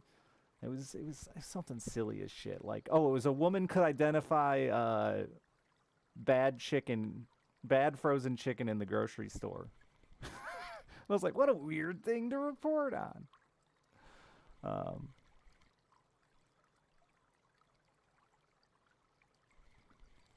But the facts are, we love the negative, dude. We love it. If you look at the things that get shared,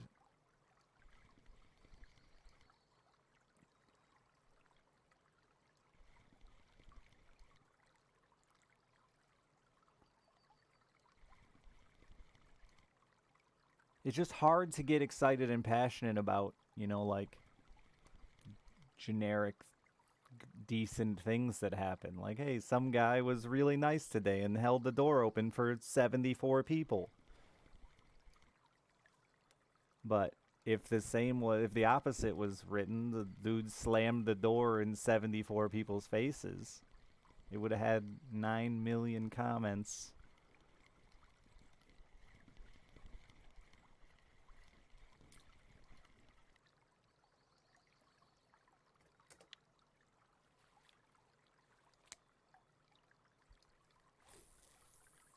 And we overshare. But again, it's hard to blame the oversharer when so many of us are also eating it up, right?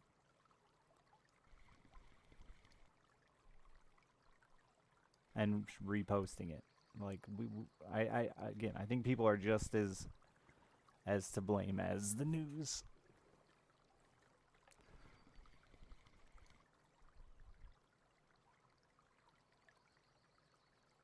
Because we love to repost that shit.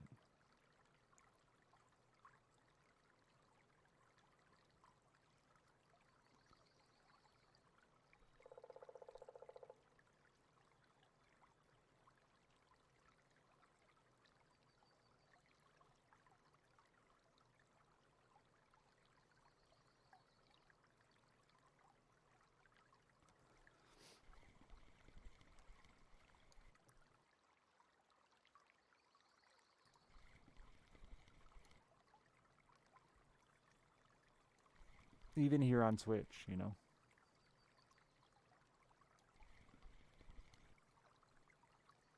My social media for Twitch stuff is very funny.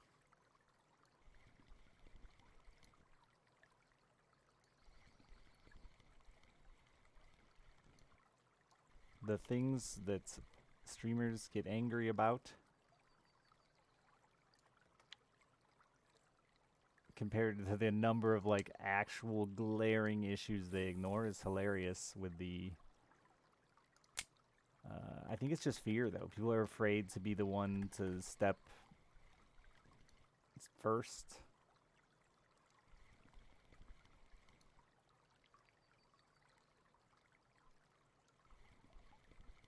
Or strike first.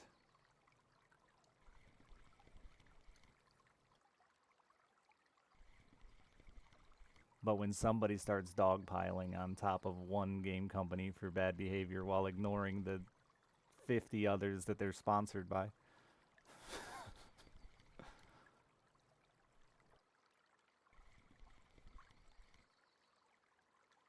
What was the most recent one? Stream Elements or Stream Labs? One of the two of them is shady. But it's like, dude, y'all were sponsored by fucking G2A for 5 years, knowing damn well they were shady.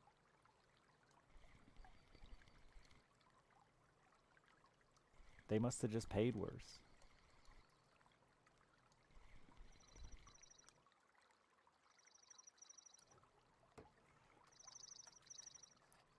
Is it Streamlabs? I think that's the one I still fucking use. I don't think they get anything from me but might steal my data, so.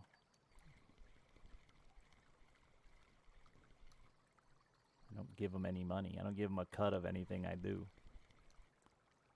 They just steal my data, but so are like 95 other companies.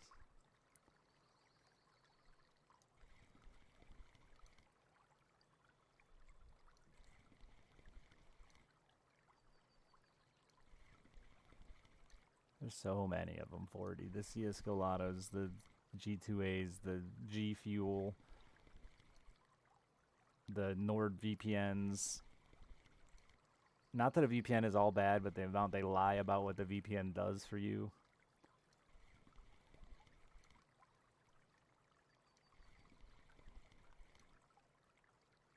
Hate Disney but love Marvel, yeah.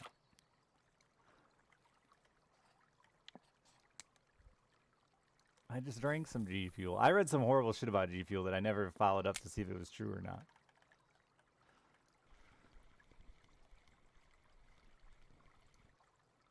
The Lotto is scummier than every other option by far.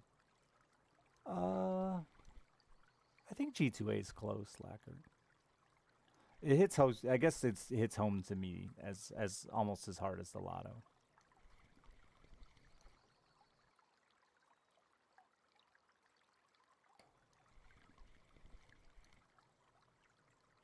But the majority of those CS:GO Lotto guys are still streaming.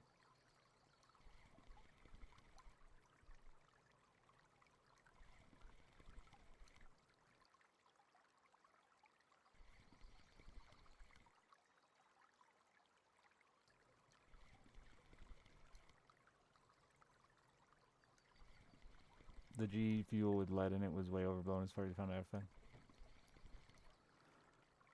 And not only still streaming, but some of the companies that were involved are still active, like 99 Lives and stuff like that.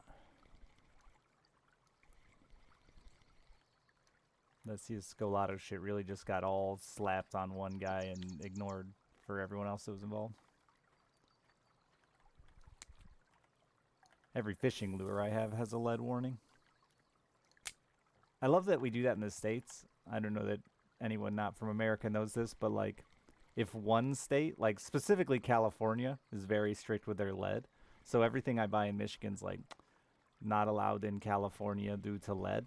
And I'm like, yeah, but it's fine here. I'm gonna chew on this.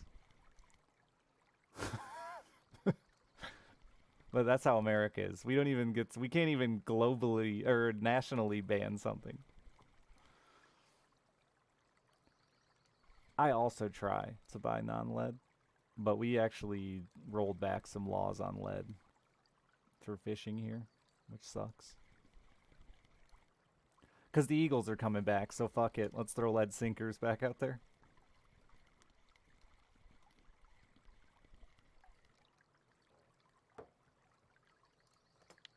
I never thought in my lifetime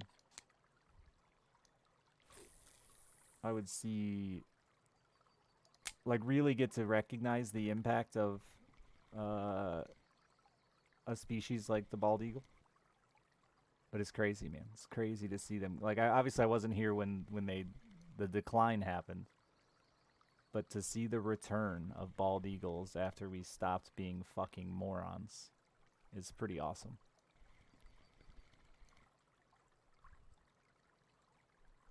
I thought it was lead was a Big Eagle one. California's not that much. I've been in every state.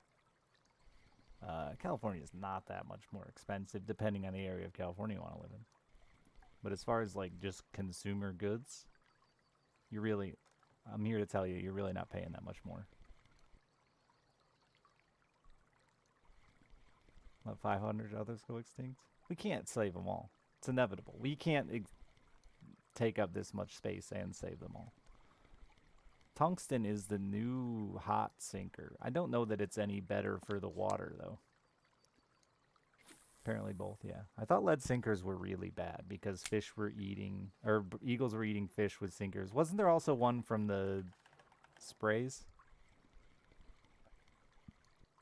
Gas is the one in California that's the biggest shit show, I think. The most unique consumer experience in California is gasoline. I just did the road trip, drove like basically the majority of America, except the East Coast. But I went the northern route to California, down California, and then the southern route home to Michigan. So like a lot of America, right? California was the only state to have gas prices that fluctuated so drastically gas station to gas station. The biggest roadside traps in America, man. Like, it's unreal. Like from $5 to $3.50, like crazy from gas station to gas station. Yeah, food isn't. Cigarettes aren't even that much in California. I was baffled that like cigarettes were only like 25 cents a pack cheaper for the state that, you know, gets like here gets all the blame for the cigarettes.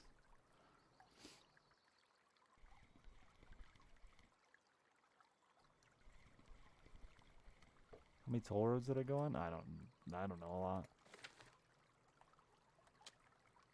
In different states.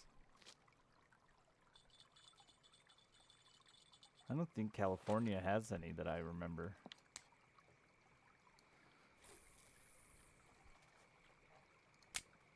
The toll roads jack gas up a tiny bit, but like, I'm talking literally $2 price difference in gasoline based on the exit you're at.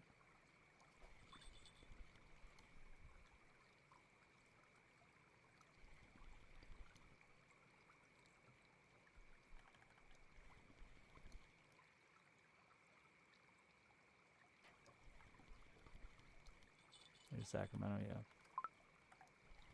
The most I paid, of course, no surprise now that you think about it, was heading in from Las Vegas.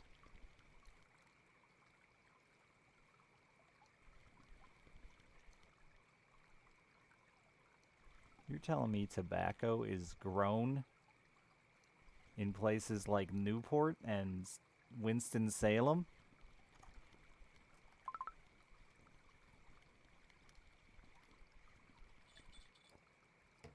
A perch!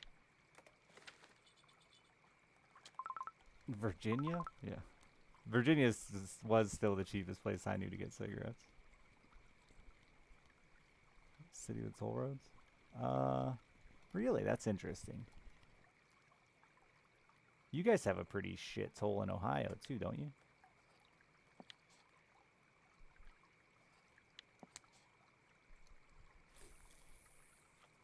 Isn't your whole state one giant toll road east to west?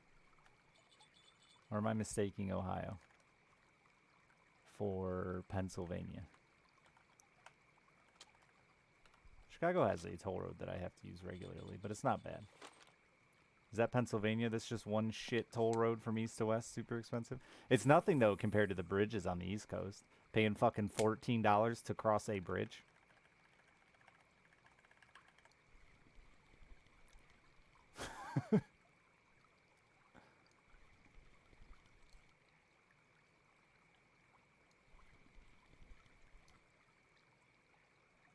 There's probably one that goes north to south. I've only ever gone east through Ohio because I live northwest of you. So I have no reason to ever go south through Ohio. Is there alternatives? Yeah, free bridges exist. They charge for the whole road and not just the bridge.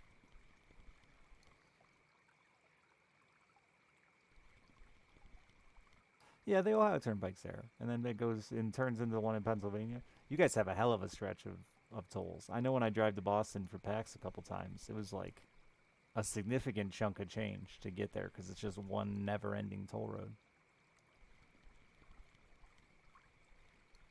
At least your toll roads are decent, though. I don't mind paying a toll road if the road is actually nice. It's when you get on a really shitty toll road and go, what am I paying for here?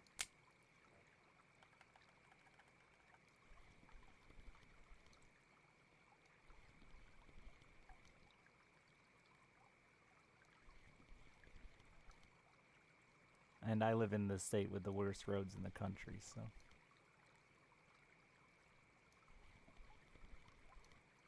Need more trains? Good luck.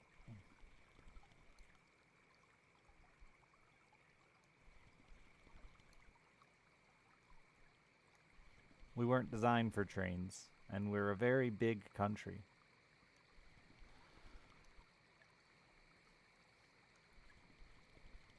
That's not true, unknown. They're not slow, and we could definitely do it. We could. We're just not designed for it. It would take changes, and we hate changes.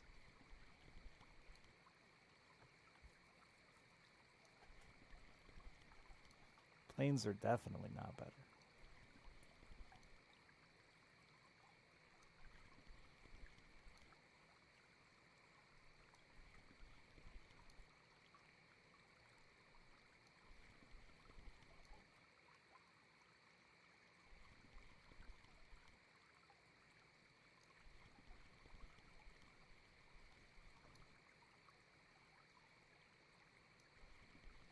Yeah, exactly. A whole new rail. We'd have to build a whole new rail system if we wanted to get into real people transport. And it would be massive. I mean, unreal to get into. You'd never be able to accommodate us all with it anyway. It's an impossible feat.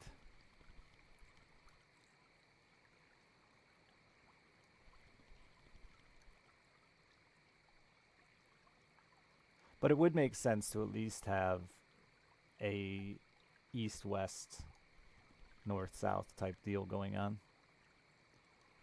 That'd be awesome.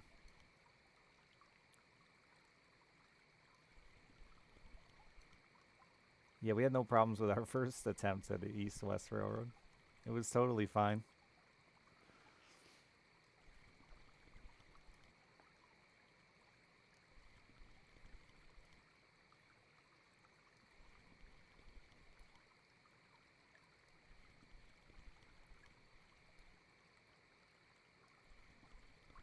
There's been lots of plans in my lifetime for high-speed trains to go from X to Y, but it's like Lackard said.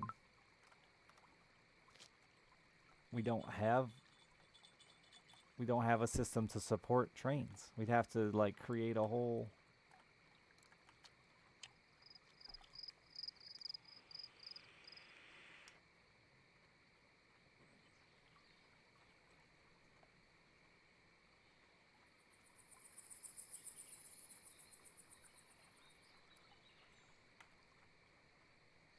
California does have a train that goes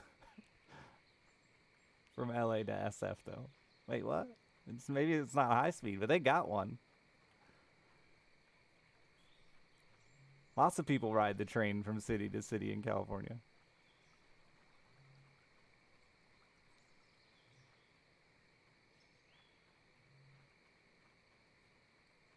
Is it not from SF to LA? Goes to Bakersfield. Close enough. Anytime I ask somebody where they live, they just say LA anyway.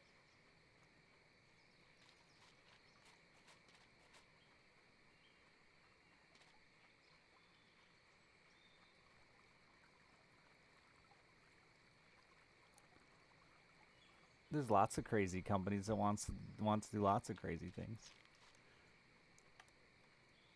This billionaire just started a business in my town, and he wants to start a utopia somewhere, so I hope we're going to be the ground zero.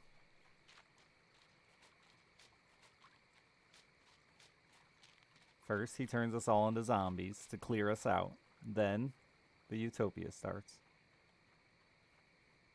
I'm still fucked up. I'm still baffled by the fact that a billionaire bought a business in my town of 1,400 people. It's terrifying. Why would he? There's no reason. We're not centrally located to anything. We don't have any resource available to them.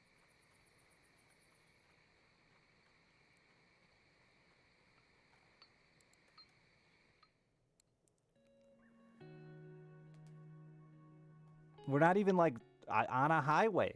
Let me explain again how over the middle of fucking nowhere we are. It's weird.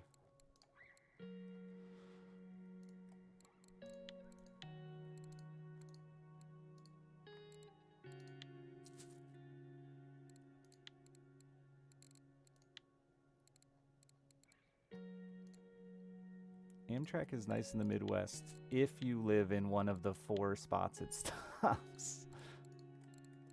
But like, in order for me to get on the Amtrak, I gotta drive. Wow, that's worth $66. No wonder they're so rare. Then pay for parking, then...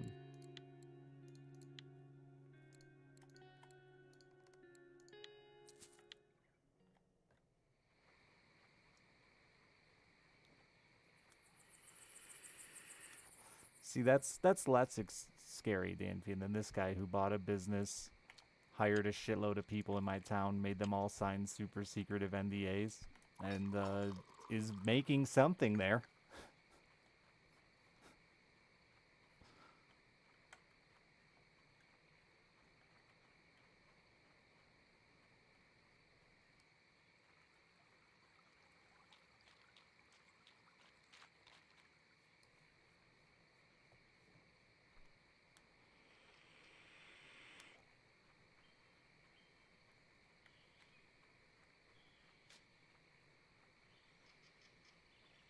Better than sitting on top of his pile of money.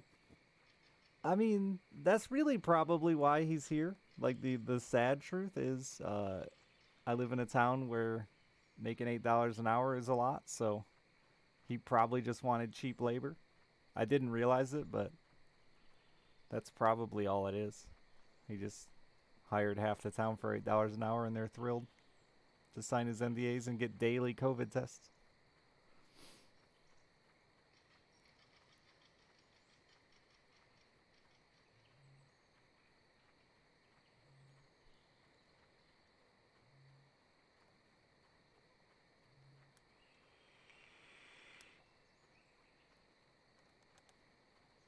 So every country.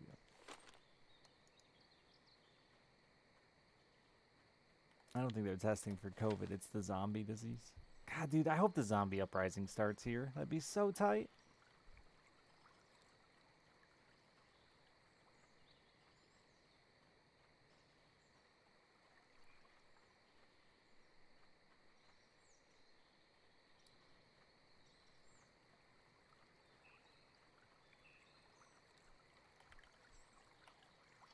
Would be great content, definitely.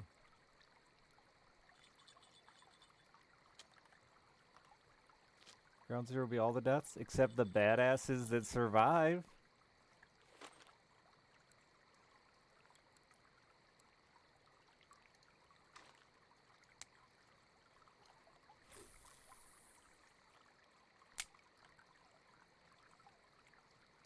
I'd die. But, like, those guys would have a cool story to tell. My first zombie stream. That's what you meant by a zombie stream, right? Me as a zombie?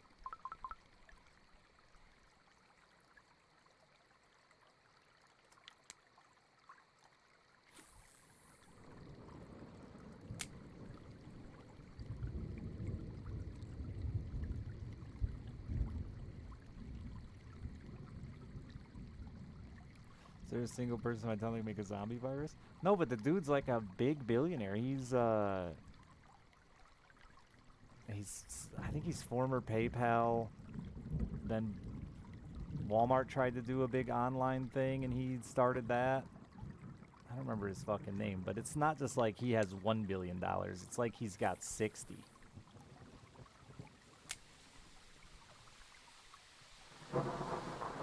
so he could.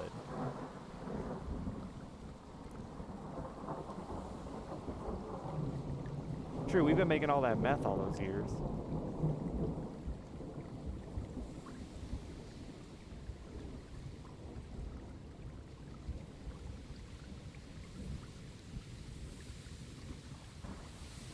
They used to make military fiberglass parts there, so I assume it's just military contracts. But it's way more fun to assume it's the zombie disease. And just very strange, again, because my town is not even near a highway. You're 6 miles to the interstate. And 3 hours from Chicago. An hour from the train. Oh, no. There is a train, but I don't think it stops there anymore.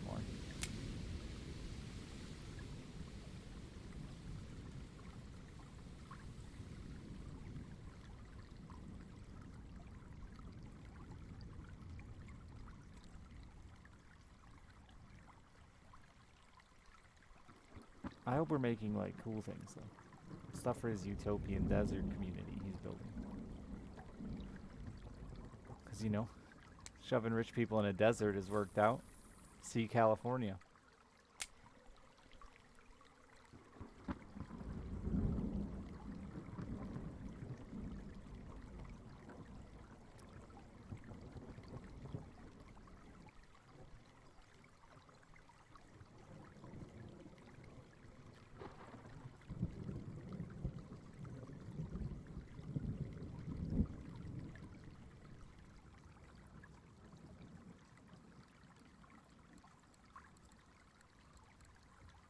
You giving us a meth tutorial?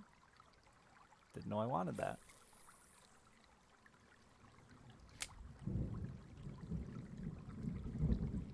I did see a good deal on a camper this morning.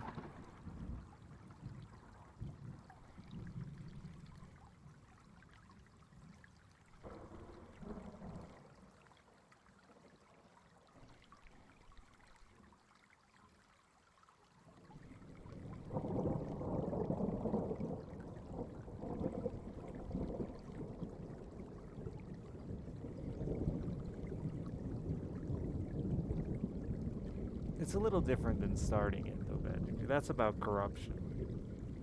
A little different. That's so rich the average Joe ain't going.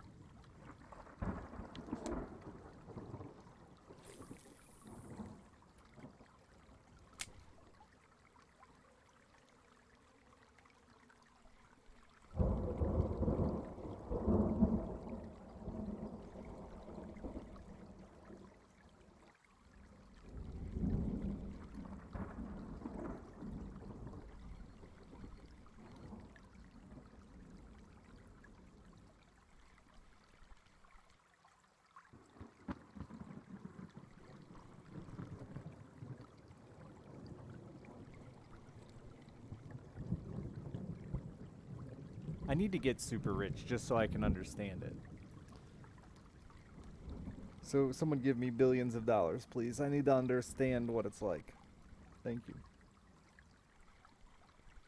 Maybe in my next life I'll be born a billionaire's son. And then I'll earn my billion. Earned. With only small investments from my father. Of 2 billion.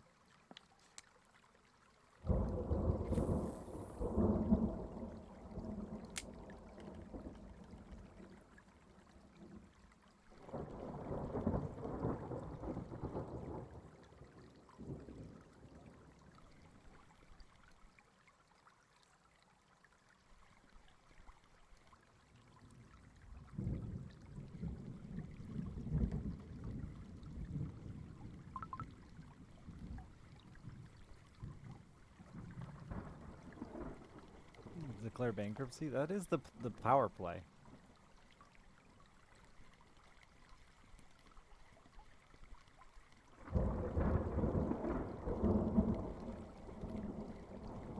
Burbot?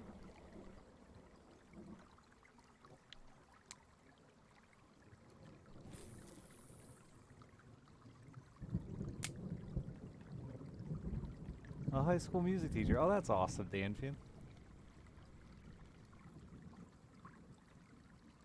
Not that I think high school music is the most important career in the world or anything. I just like that he followed his dream. He didn't start an investment firm, you know? Because nobody's dream is an investment firm. My ex-wife's family, I swear to God, one of them is just the most corrupt investment fund. He's got a 10,000 square foot home. And like, when I try to Google him, there's just not anything that really exists about him. Except he owns this investment company.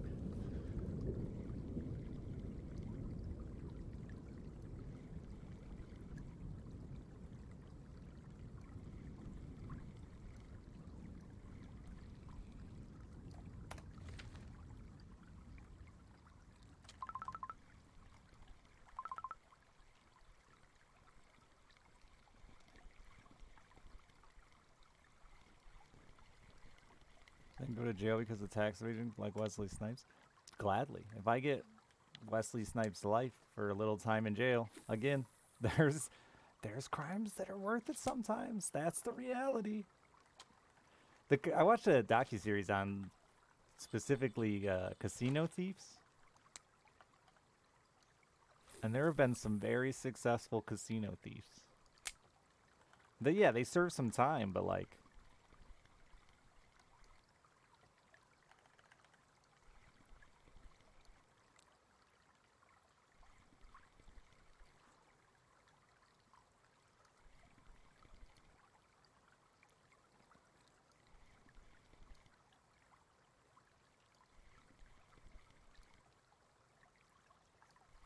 and I dated a girl whose grandpa was a Ponzi schemer. I wish I had his name. I can't remember his fucking name off the top of my head. But he had some great stories. He wasn't living a great life, but it wasn't bad. He owned a home. A decent home. A decent truck. He was like 80.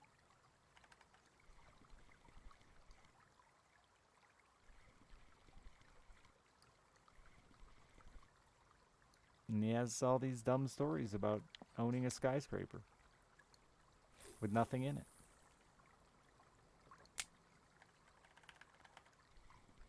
Buying everyone in his family a Corvette.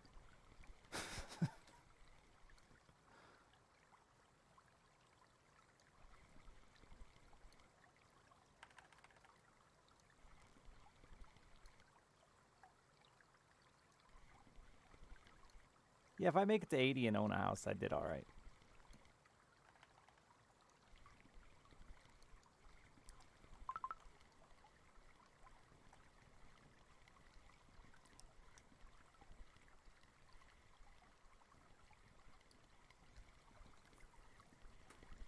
Grayling, go where they please. Fishing has slowed way down for me, but I don't have any time left to really find a new spot.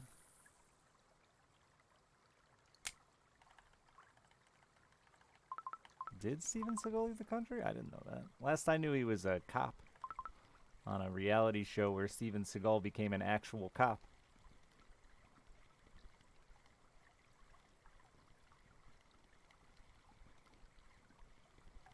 Just live like 50 more years and hold on the house of yours? Yeah, that ain't happening.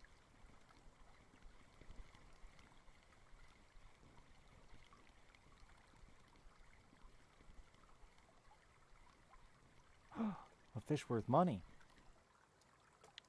We like those.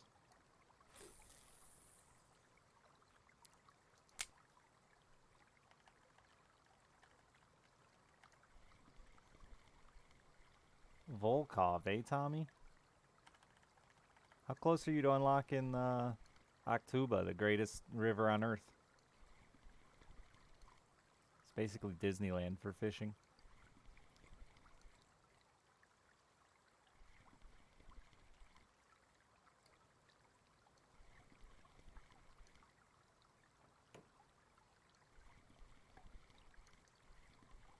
Aw, I turned into that like a dummy.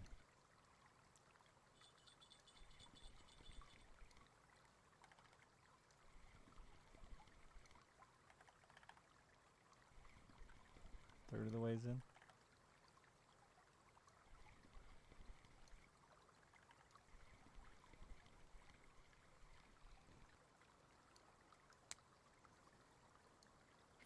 It really is just the best, in my opinion. The best place to be. Just a lot to chase there.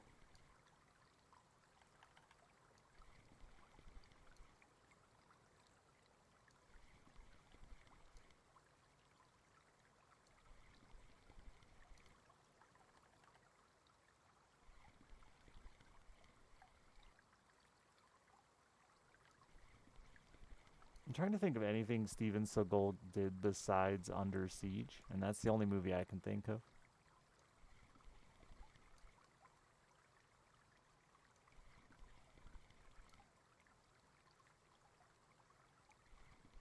Well, it must not be crime then if he's U.S.-Russian relations.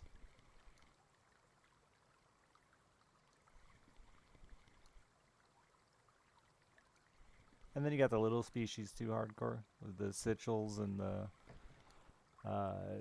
black-spined herring and Kessler herring. It's a good place, man.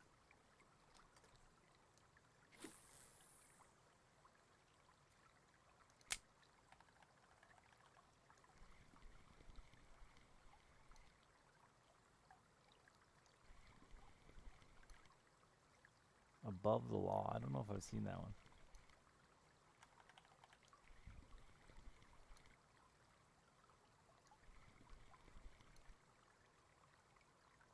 Was that the buffalo pond? I never got into the buffalo pond. It's a great spot for fishing because you know they can't run too far.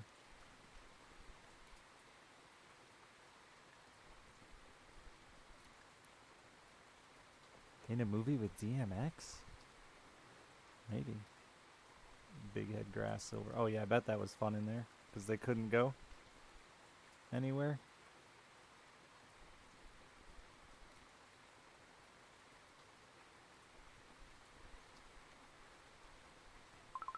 I don't think silver or bighead have been a popular fish since I've played the game.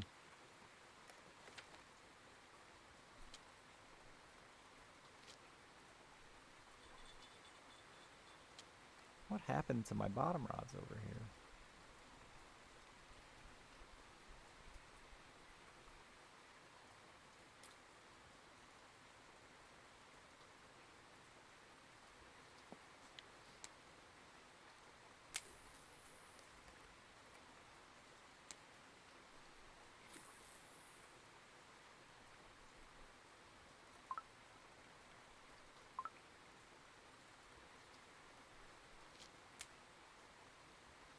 For about 3 days. Are they good? Are they good experience money?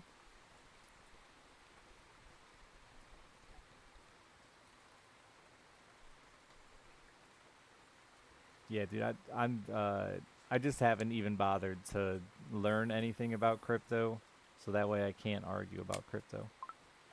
You know? I'm just gonna continue to hope one of my fans really gets rich off it and then wants to be nice. Yeah, crypto. Is it working? NFT. Wait. Yeah, that's the one. I thought I said the not safe for work.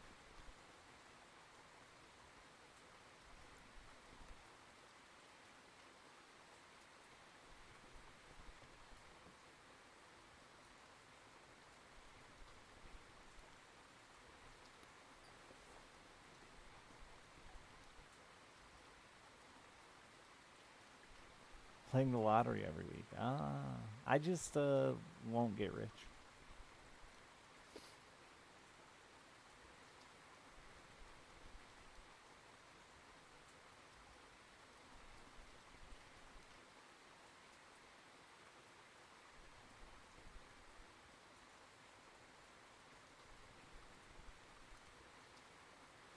That's not surprising. It's not like Ubisoft has been known for doing good things.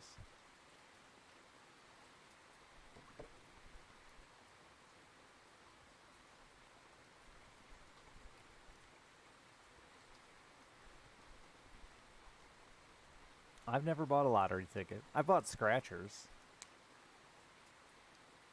but never a lottery ticket.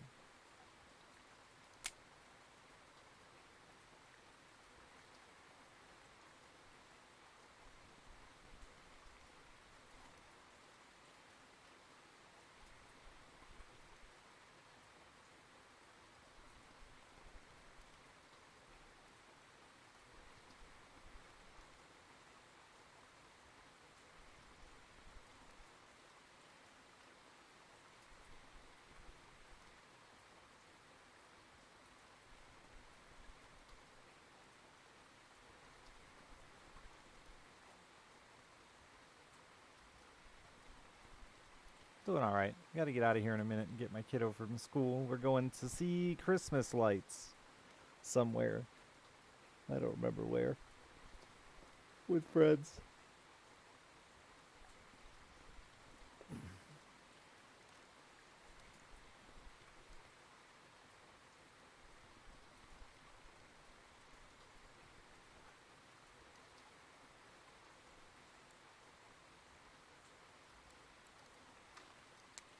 I think the lottery is better than scratchers, for sure. Because I don't think you're ever going to win enough off scratchers to matter. We talked about this the other night. A lot of people don't realize it, but there's only a limited number of the big prizes on scratchers, and by the time they make it to your town, the big prizes are usually fucking gone. Do you guys have scratchers in Sweden?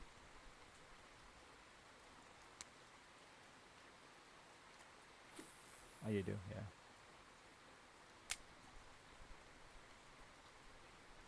So most of the time people are buying scratchers. The biggest prize they can win is like $3,000, and they're paying $5, $10 for a scratcher, hoping they're going to win $300,000, and that prize doesn't even exist anymore. And they don't know it. It's very funny. And sad.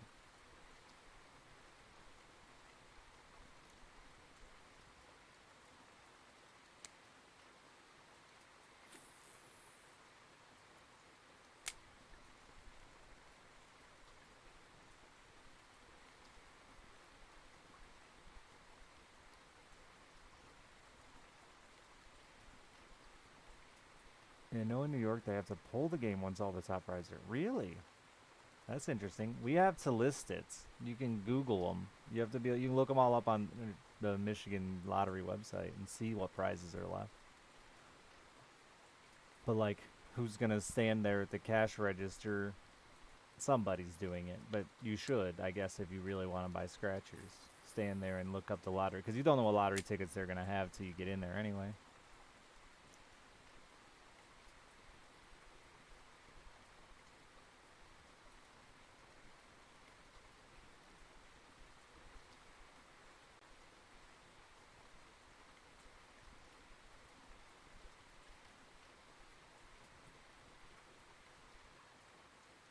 But you have to look it up. You have to know to look it up. And I think that's the biggest issue, is most people don't know to look it up. They just see, could win $500,000, here, have $10.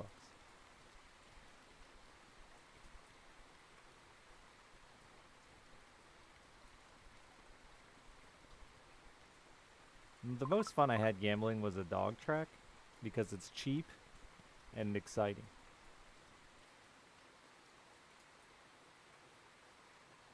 Horses might be the same money. I've never been, but dog tracks were dirt cheap. You could like bet the trifecta for $3. Hell yeah.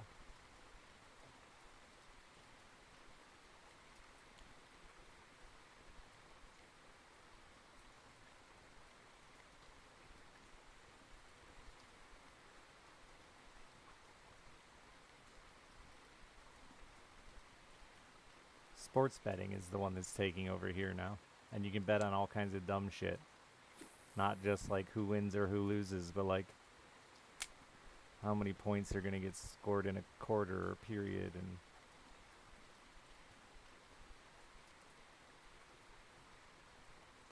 feel like I said period really weird there, but I'm not sure.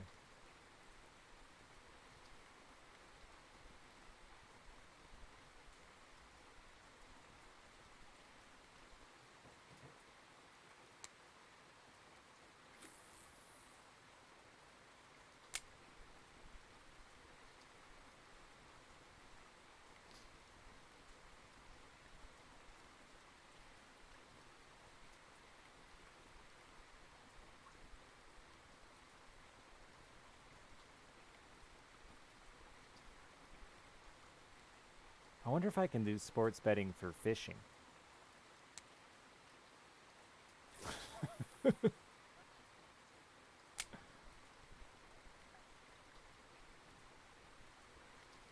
Who's winning the next Bassmaster?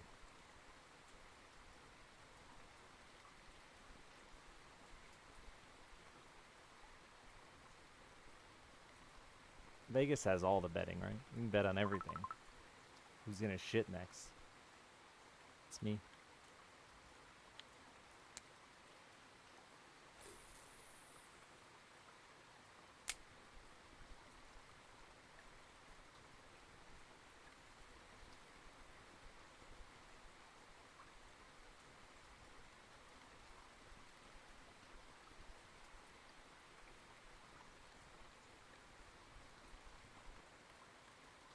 Little dolly, too small.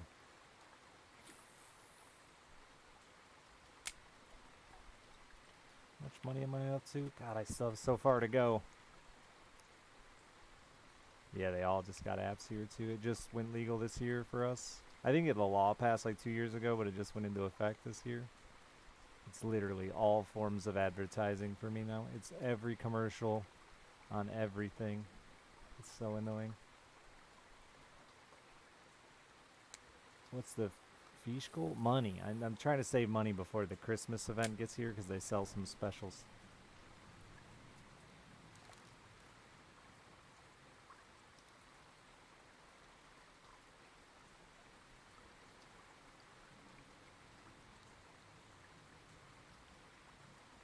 What the fuck? Sports betting, convect.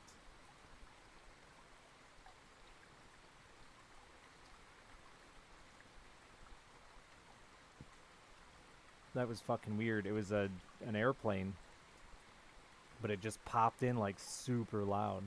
It's not like I heard it coming. Just all of a sudden was insanely loud, like it was flying into my home. Is that a Levain? No, Arctic.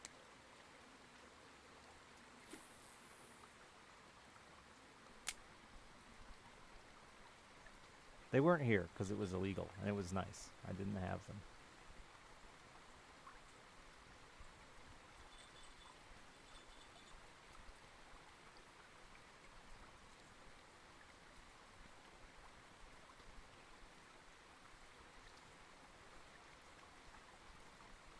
I never did it, Vidar. For the longest time, I never did it. Not once for any for like the first 12,000 fish I caught. But I have started doing it out of science because I was losing a lot of fish when I hold shift to reel them in fast. So I've started. I stopped holding shift, but that made reeling fish in very slow. So I thought maybe I'll try adding a hook set and then still shift reeling. And so far, my results, 1 lost fish. That's not terrible. It's about normal. You're gonna lose fish. It do happen. And by 1 lost fish, I mean 1 lost fish where I can't like tell you why I lost it. It just popped off with tension. I've lost more fish than that to other things like setting my rod down or losing tension or...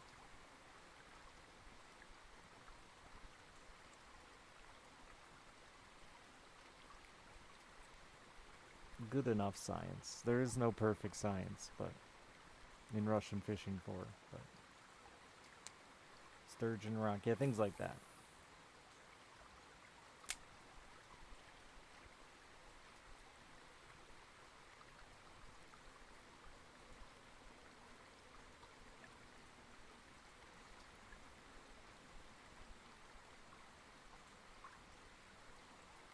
but it's a control click to do it.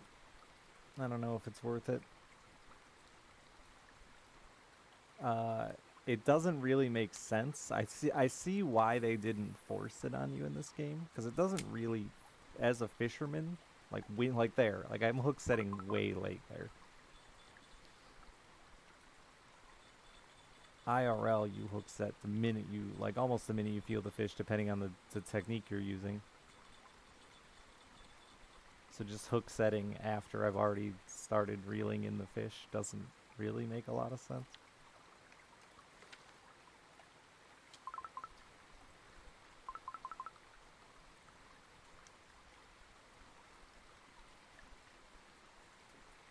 I've done it though, in real life. If I get a really bad hook set, sometimes I'll be like, you know what, fuck it, and I'll hammer it again. And all I'm probably doing is jerking that fish around, but...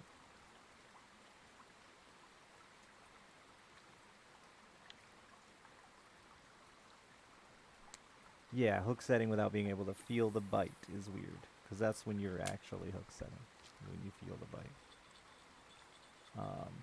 But lures like this, like these with treble hooks that you're retrieving, you wouldn't really set the hook on them unless you had paused. If the bite happens in the pause, you'd set the hook. Otherwise, you wouldn't really set the hook. You'd lift into it a little bit, but you wouldn't like slam a hook set. Because they've got treble hooks, and they were already moving, so the fish will have already hooked itself up.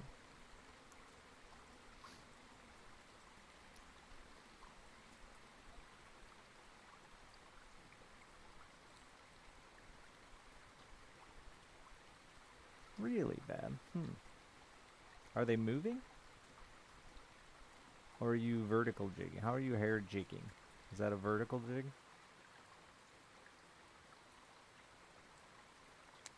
Because anytime I use jig, if I don't get a good hook set, I lose the fish. You're vertical jigging.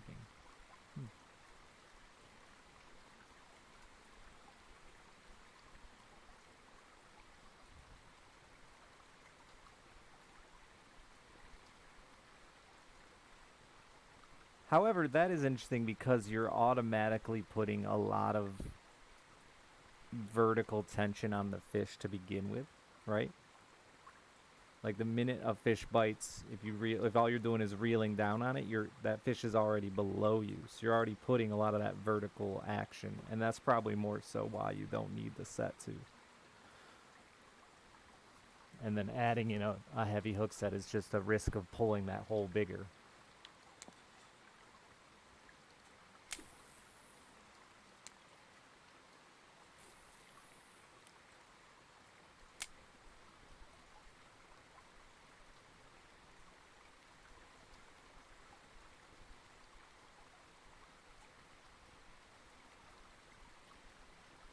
A lot of non-fishermen, I don't think, realize that one, or not consistent fishermen realize that one. Fish mouths are very soft, and most fish, when you hook them, you don't just put a little hole, you actually create a tear. And that's why tension is so important. When you lose tension, that hook falls out of that rip you've created. It's not piercing with a hook.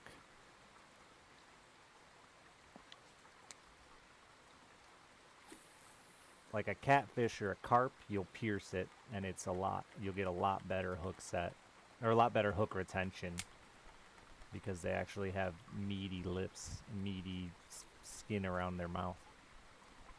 Where, like a bass or a walleye or a perch or bluegill, they all have this like super soft, almost, it's just skin. There's nothing to it.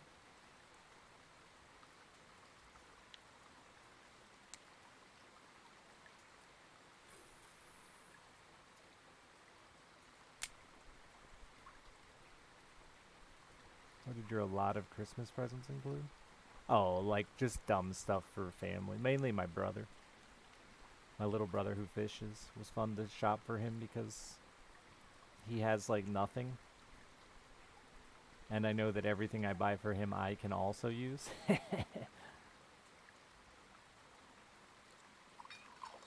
Yeah, our crappie we call them paper mouths sometimes. very elongated mouths that are super soft all the way around.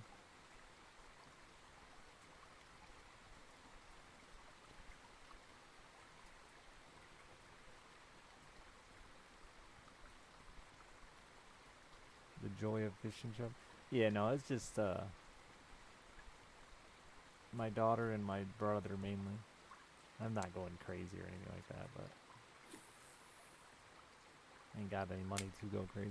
My daughter's killing me because it's Christmas and birthday, and she doesn't want anything over like $12. And I just feel bad. I know that it shouldn't be a monetary thing with kids. It's not like she really understands fucking money anyway. Never played Russian Fishing 3. Can't compare it.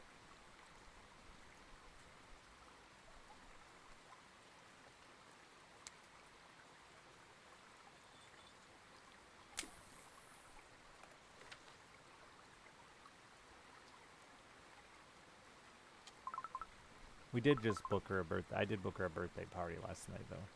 Going to one of those trampoline parks with her friends from school. Now I've been spent the last day trying to stalk down their families so I can ask their parents.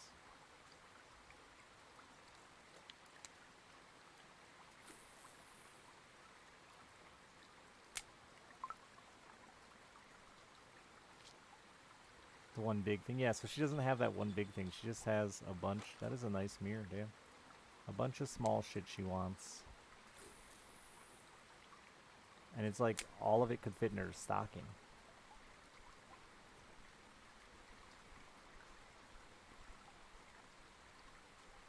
Yeah, outside of goats and horses and things.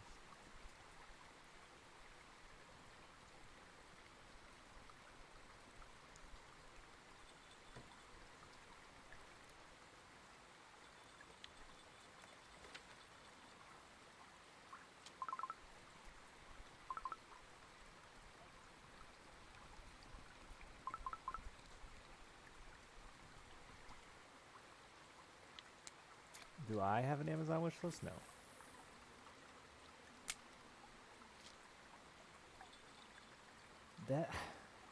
It's something I should do. Streaming is so hard for me, man. There are so many of those things where, like, I know so many of my friends that, like, get all kinds of cool gifts they want sent to them. And I'm like, man, I would love to do that, but I feel so guilty putting anything on my wish list. It's so awkward.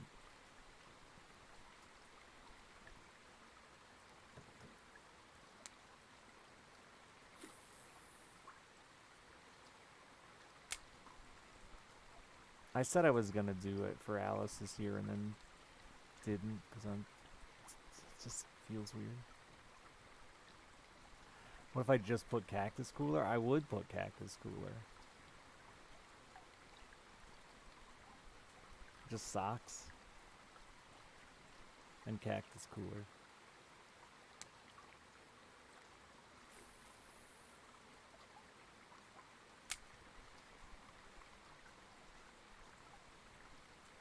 And I used to have a P.O. box, but it was just people sent me weird garbage I didn't want, and I felt guilty about throwing it away.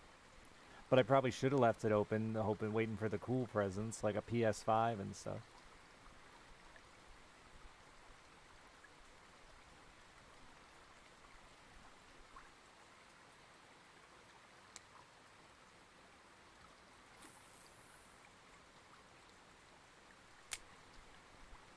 You'd be sending me a bunch of fishing gear. See, I should have a P.O. box. I do need some Pike stuff. We have such a lack for it, dude. It's so sad. Our Pike area, our Pike section is so small. It just gets mixed in with the muskie and the bass a bit is the problem. There isn't like a designated Pike area. I still haven't caught anything on my Percy the Perch, and I'm mad. It got bit, but I haven't caught anything on it.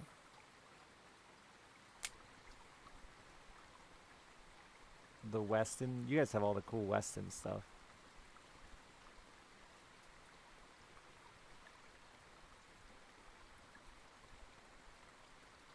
That shit's expensive here.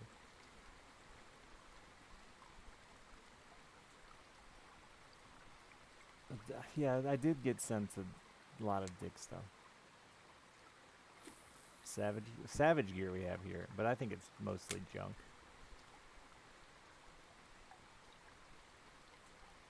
But Weston stuff's pretty quality.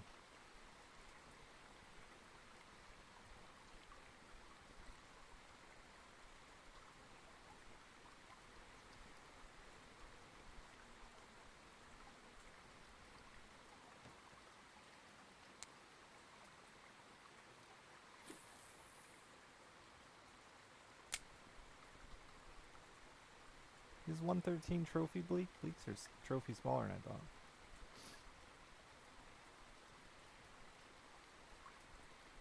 I got a ton of carp gear sent that way by Morlack, because we don't have carp gear. Doesn't exist here. You can't. You can only order some very select shit online. How far is Dundee for me? It's not that far. I go once in a while, but it's not worth it. I just accidentally tabbed out of my game. We have a pretty good fishing store in DNR.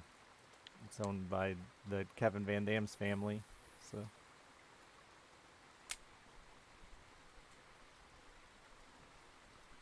No problem.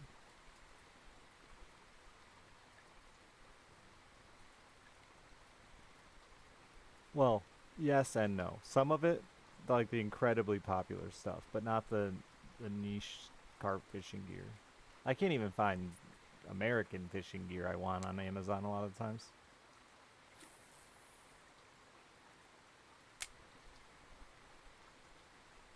And when you do find it with the European stuff, then you're paying European shipping. So I, unlike you, have more time than money.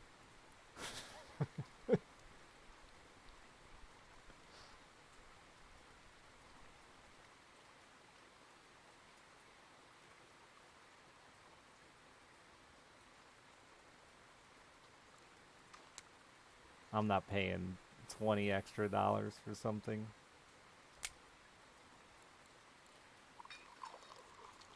My daughter actually saved me a fortune on Christmas this year because I didn't have to use Amazon. She was like, there's this lady on TikTok and she has a store with all the toys I want.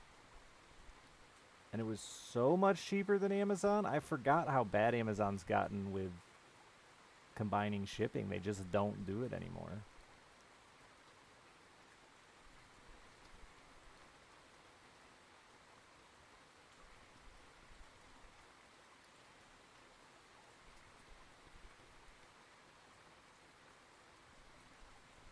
Everything has free shipping, but that's also just added into the price. I have Prime, yeah. But it's just at the prices. It's just added in the price, bro. Everything was far cheaper from this random TikTok lady's site than Amazon. This little small, and she got it here in just the same amount of fucking time as Amazon. I guess it's not that small. She's got like hundreds of thousands of followers or whatever, but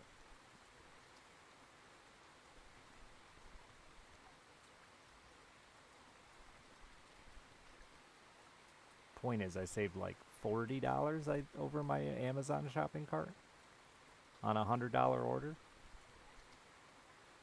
It was significant.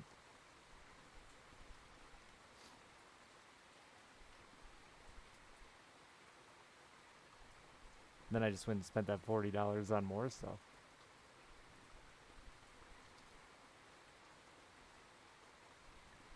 The Funko Pops, yeah. Mine's into the stupid fidgets. She has an entire suitcase of fidgets that she takes between my house and Mom's house.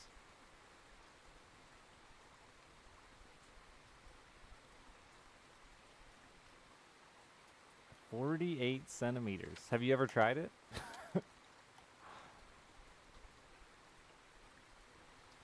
I finally have a rod that... Stop. Thank you very much. What do you want me to buy? Can I buy food? I'm very hungry.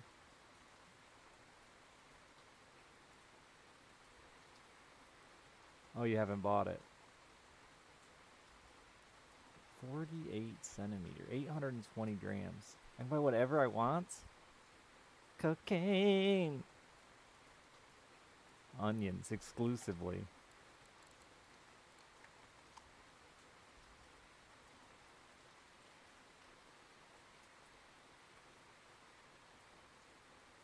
How do you think is the best way for getting money and experience kind of early? Currently running 2 feeders and either a spinning or telly. That's the way. It's about finding fish you can get into consistently, Nyrat.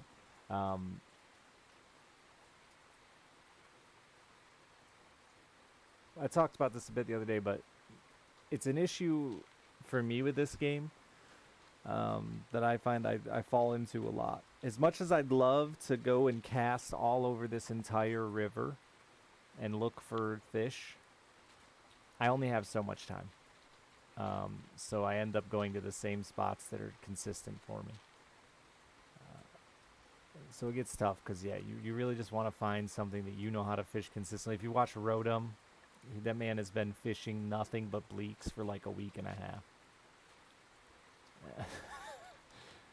But he's getting shit done. He's without beating up his gear. He's going.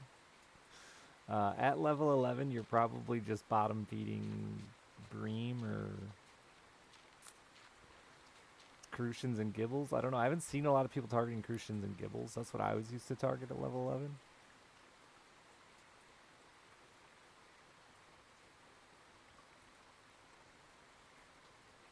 But finding a spot that you're just consistently getting fish in so you can get level 12. A lot of wet bread. Yeah, wet bread's a king. But it does get tedious when you aren't chasing new stuff. So, at those levels, man, I wouldn't focus too much on it. I would just fuck around. Come back, thank you for 5 gift subs.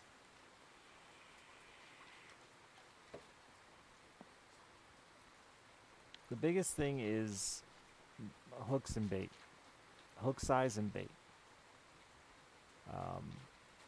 If you're catching a lot of small fish, up your hook size a bit. I did this just the other day live on... No, it wasn't live. With bleaks, though, man. I was catching nothing but small bleaks, bitching about it. Somebody's like, you should try a bigger hook. And I was like, oh, no, everybody uses this size hook for bleak. But after getting frustrated, I switched to bigger hooks and caught 5 trophies and a rare trophy. I wonder if this is where he was fishing.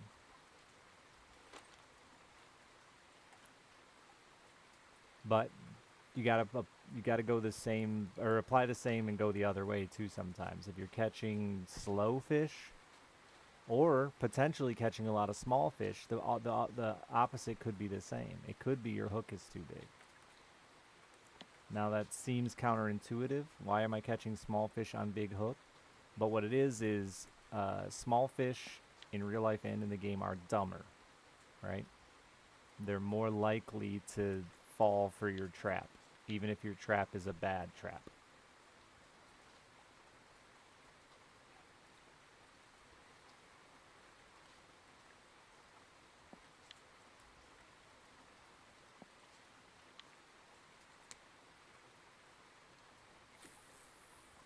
Leaders are important-ish.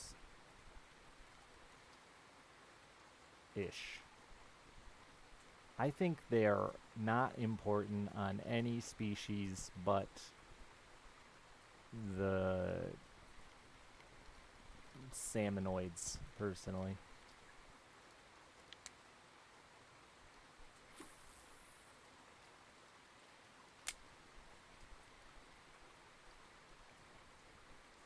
Like, I tried small leaders for the smelts, for the bleak, frogs, the crucian gibble thing, the chars. Even the chars, I didn't feel like it mattered. And it's about, like, size.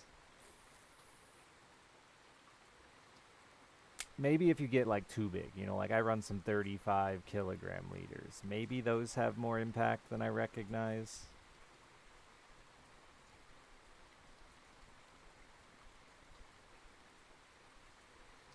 They probably matter for carp, but you can't do anything about it. Ask chat for leaders, man. And it's not you're not like hurting us by asking for a leader, because when we buy leader material, we buy 100 meters at a time, or even 30 meters at a time. So we'll never use all our leader material on our own. It's impossible. It's never gonna happen. So just ask chat. Be like, hey, I need a leader that's... And your leader, you always want it slightly smaller than your line. That way your leader breaks before your line. As close as you can. So like literally making a leader for somebody cost me like 20 cents. It's not an issue.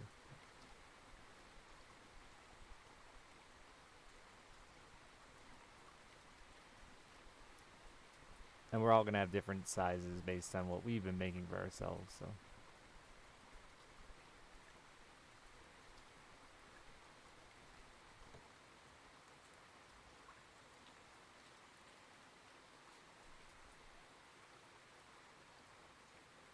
That's where I caught him yesterday. Yesterday I caught a few decent fish here. There weren't many, but they were all decent white spotted and rainbows and stuff. Only got like 10 minutes though.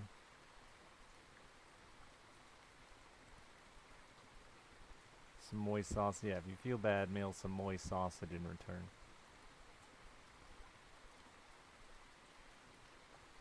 But don't get caught up in the lure trap. Don't be the being and have 70 lures at level 20. That shit adds up so quick. And lures without upgraded hooks aren't very good. You're going to lose a lot of fish on them. And fine-tuning the lure to the species, I think, is like the biggest trap.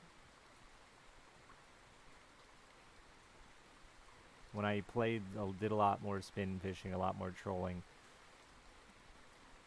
I think the biggest thing is hitting the right depth. Just like any fishing, it's targeting the right spot. And then, yeah, like to getting into catching fish. And then you'll fine-tune your size to really get the best bite rate for size kind of thing going on. But lures are expensive. And you're still going to catch fish with shit. Somebody was tearing it up on Corey with a furry express spinner, and it's like $3 instead of a $30 a kilo.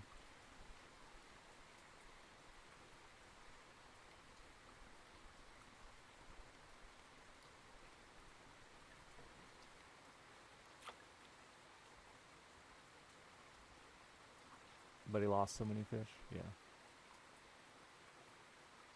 But that's just simple. He could have still put a $20 hook on that furry and probably caught just as many fish, or enough fish without spending the $50 necessary for an Aquila.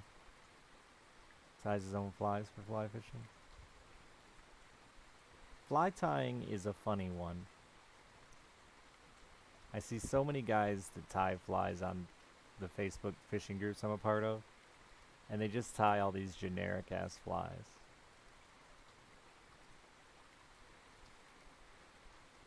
When really fly tying started so you could make the flies that were in your area, so you could match the feed going on. But so many guys just tie flies for the sake of doing it.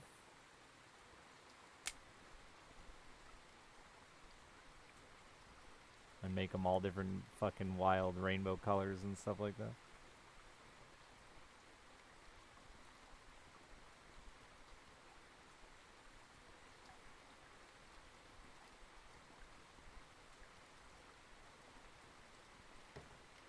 Making pike flies. Never gone fly fishing, just tied them for fun? That's cool. How big is a pike fly? What size hook do you start with?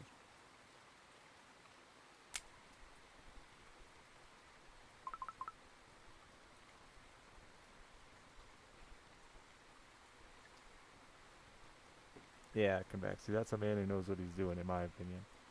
Because otherwise, you can just buy whatever fly you want. If you're not tying them to get super specific, then they're already for sale.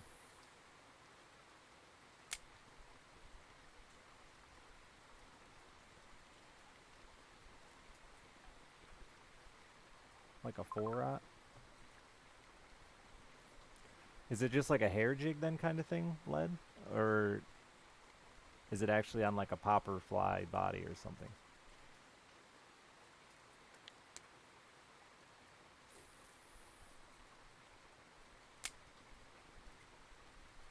Or is it a little bit of both? Okay. Because I would like to try that. My brother's been getting into some woodworking. And I would love to try to make like an oversized popper fly for pike. Because I told you I was slaying on the top water this year. But then I could get creative with the hook placement.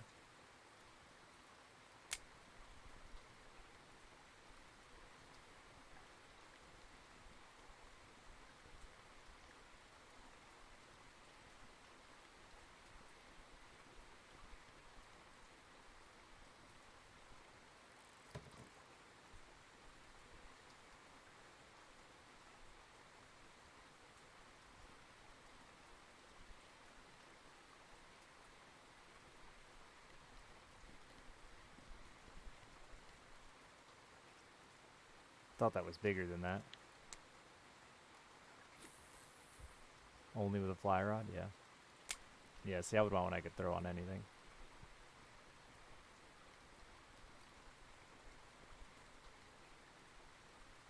But you can certainly catch pike with smaller lures, too.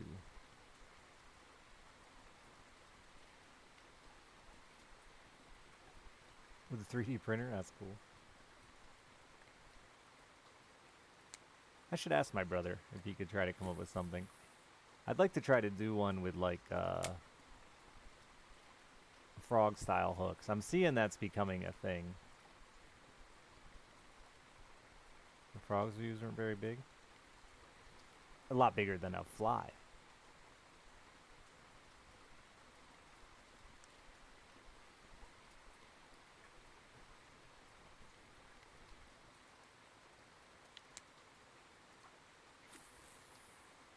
But I'd like to try to do a weedless popper.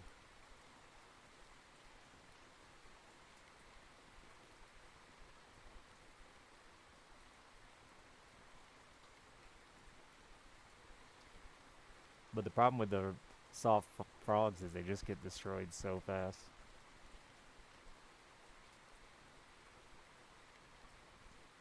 And then they don't float. And because they aren't designed for the buoyancy of heavy leaders.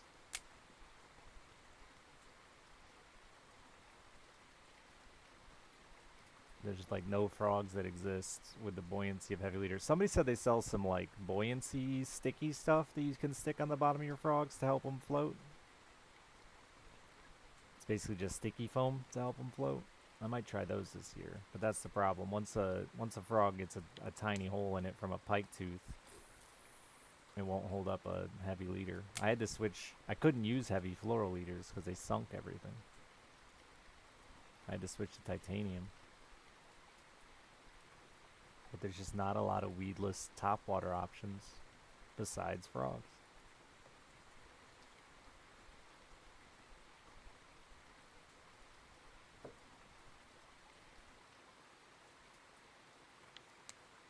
And they loved hitting it on the paws, but then they just annihilate it when they hit it on that paws, man.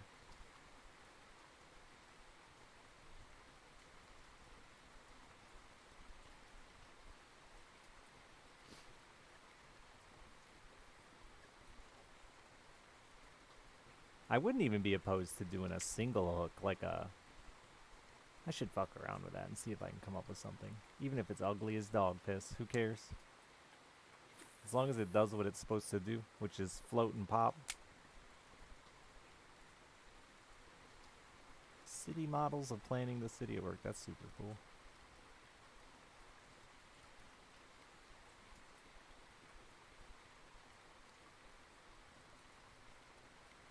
Yeah, that's perfect, Led. Single hook facing up, like a top, so it's sort of weedless. Obviously, nothing's weedless, but yeah, that's a great idea.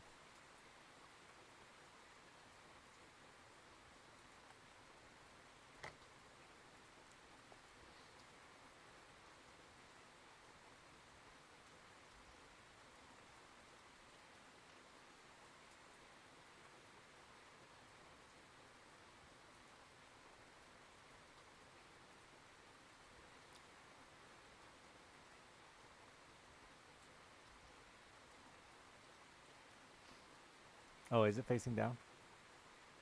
How's that work?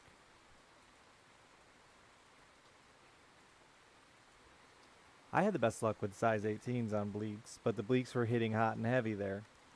So I think if you were in a spot where the bleak bite wasn't very good, you'd probably do better with a 20 or a 22.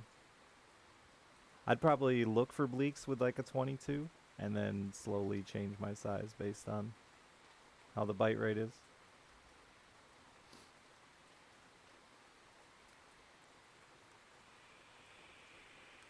So does it hang down then, lead? It's not a rid, because that's what I would like, is one with a rigid hook. I'd like one where the hook was built into the head. I just need somebody with a 3D printer. Get in the lure game.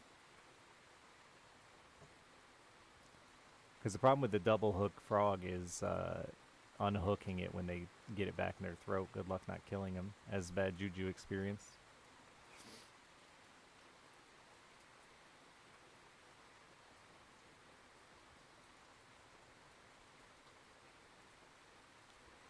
Just send you CAD files. Oh yeah, dude, no problem. Let me work those up.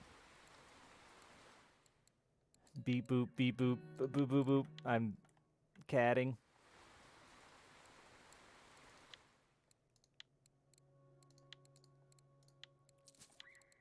That's the sound CAD makes, right, chat?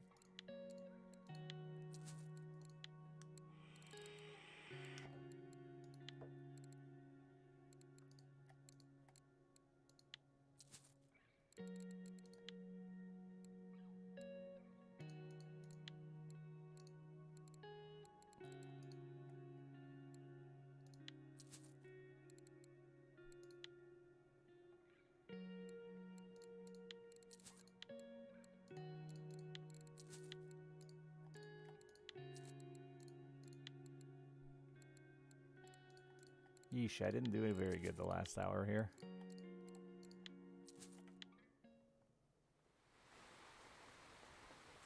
Some rod holders? Yeah, I could probably do some with measurements. I'd be curious to see what you've already done. The hard part would be getting the hook through the body, right?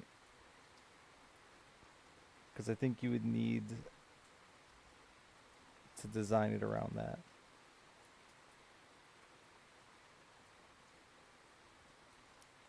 You just make it, yeah, yeah.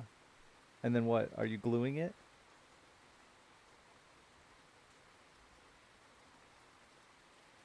Or you could, I guess you could even make it fucking clip together. Clip and glue. And really overdo it. Yeah, some real... I gotta go get my daughter off the bus. But I'd be curious to see what you've already done. Send me some pictures. Anyway, chat. And also dimensions and stuff. I'd fuck around with it. It'd be fun. Are you the one that's in Europe? Are you also the one that's in Sweden? Or the one that's in Massachusetts? I already forgot. You're the one that's Europe.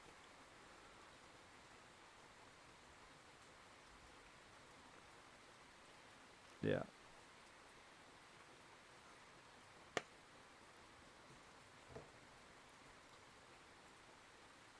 Because that's the bitch. Shipping internationally would be a motherfucker. Anyway, I gotta go pick my daughter up.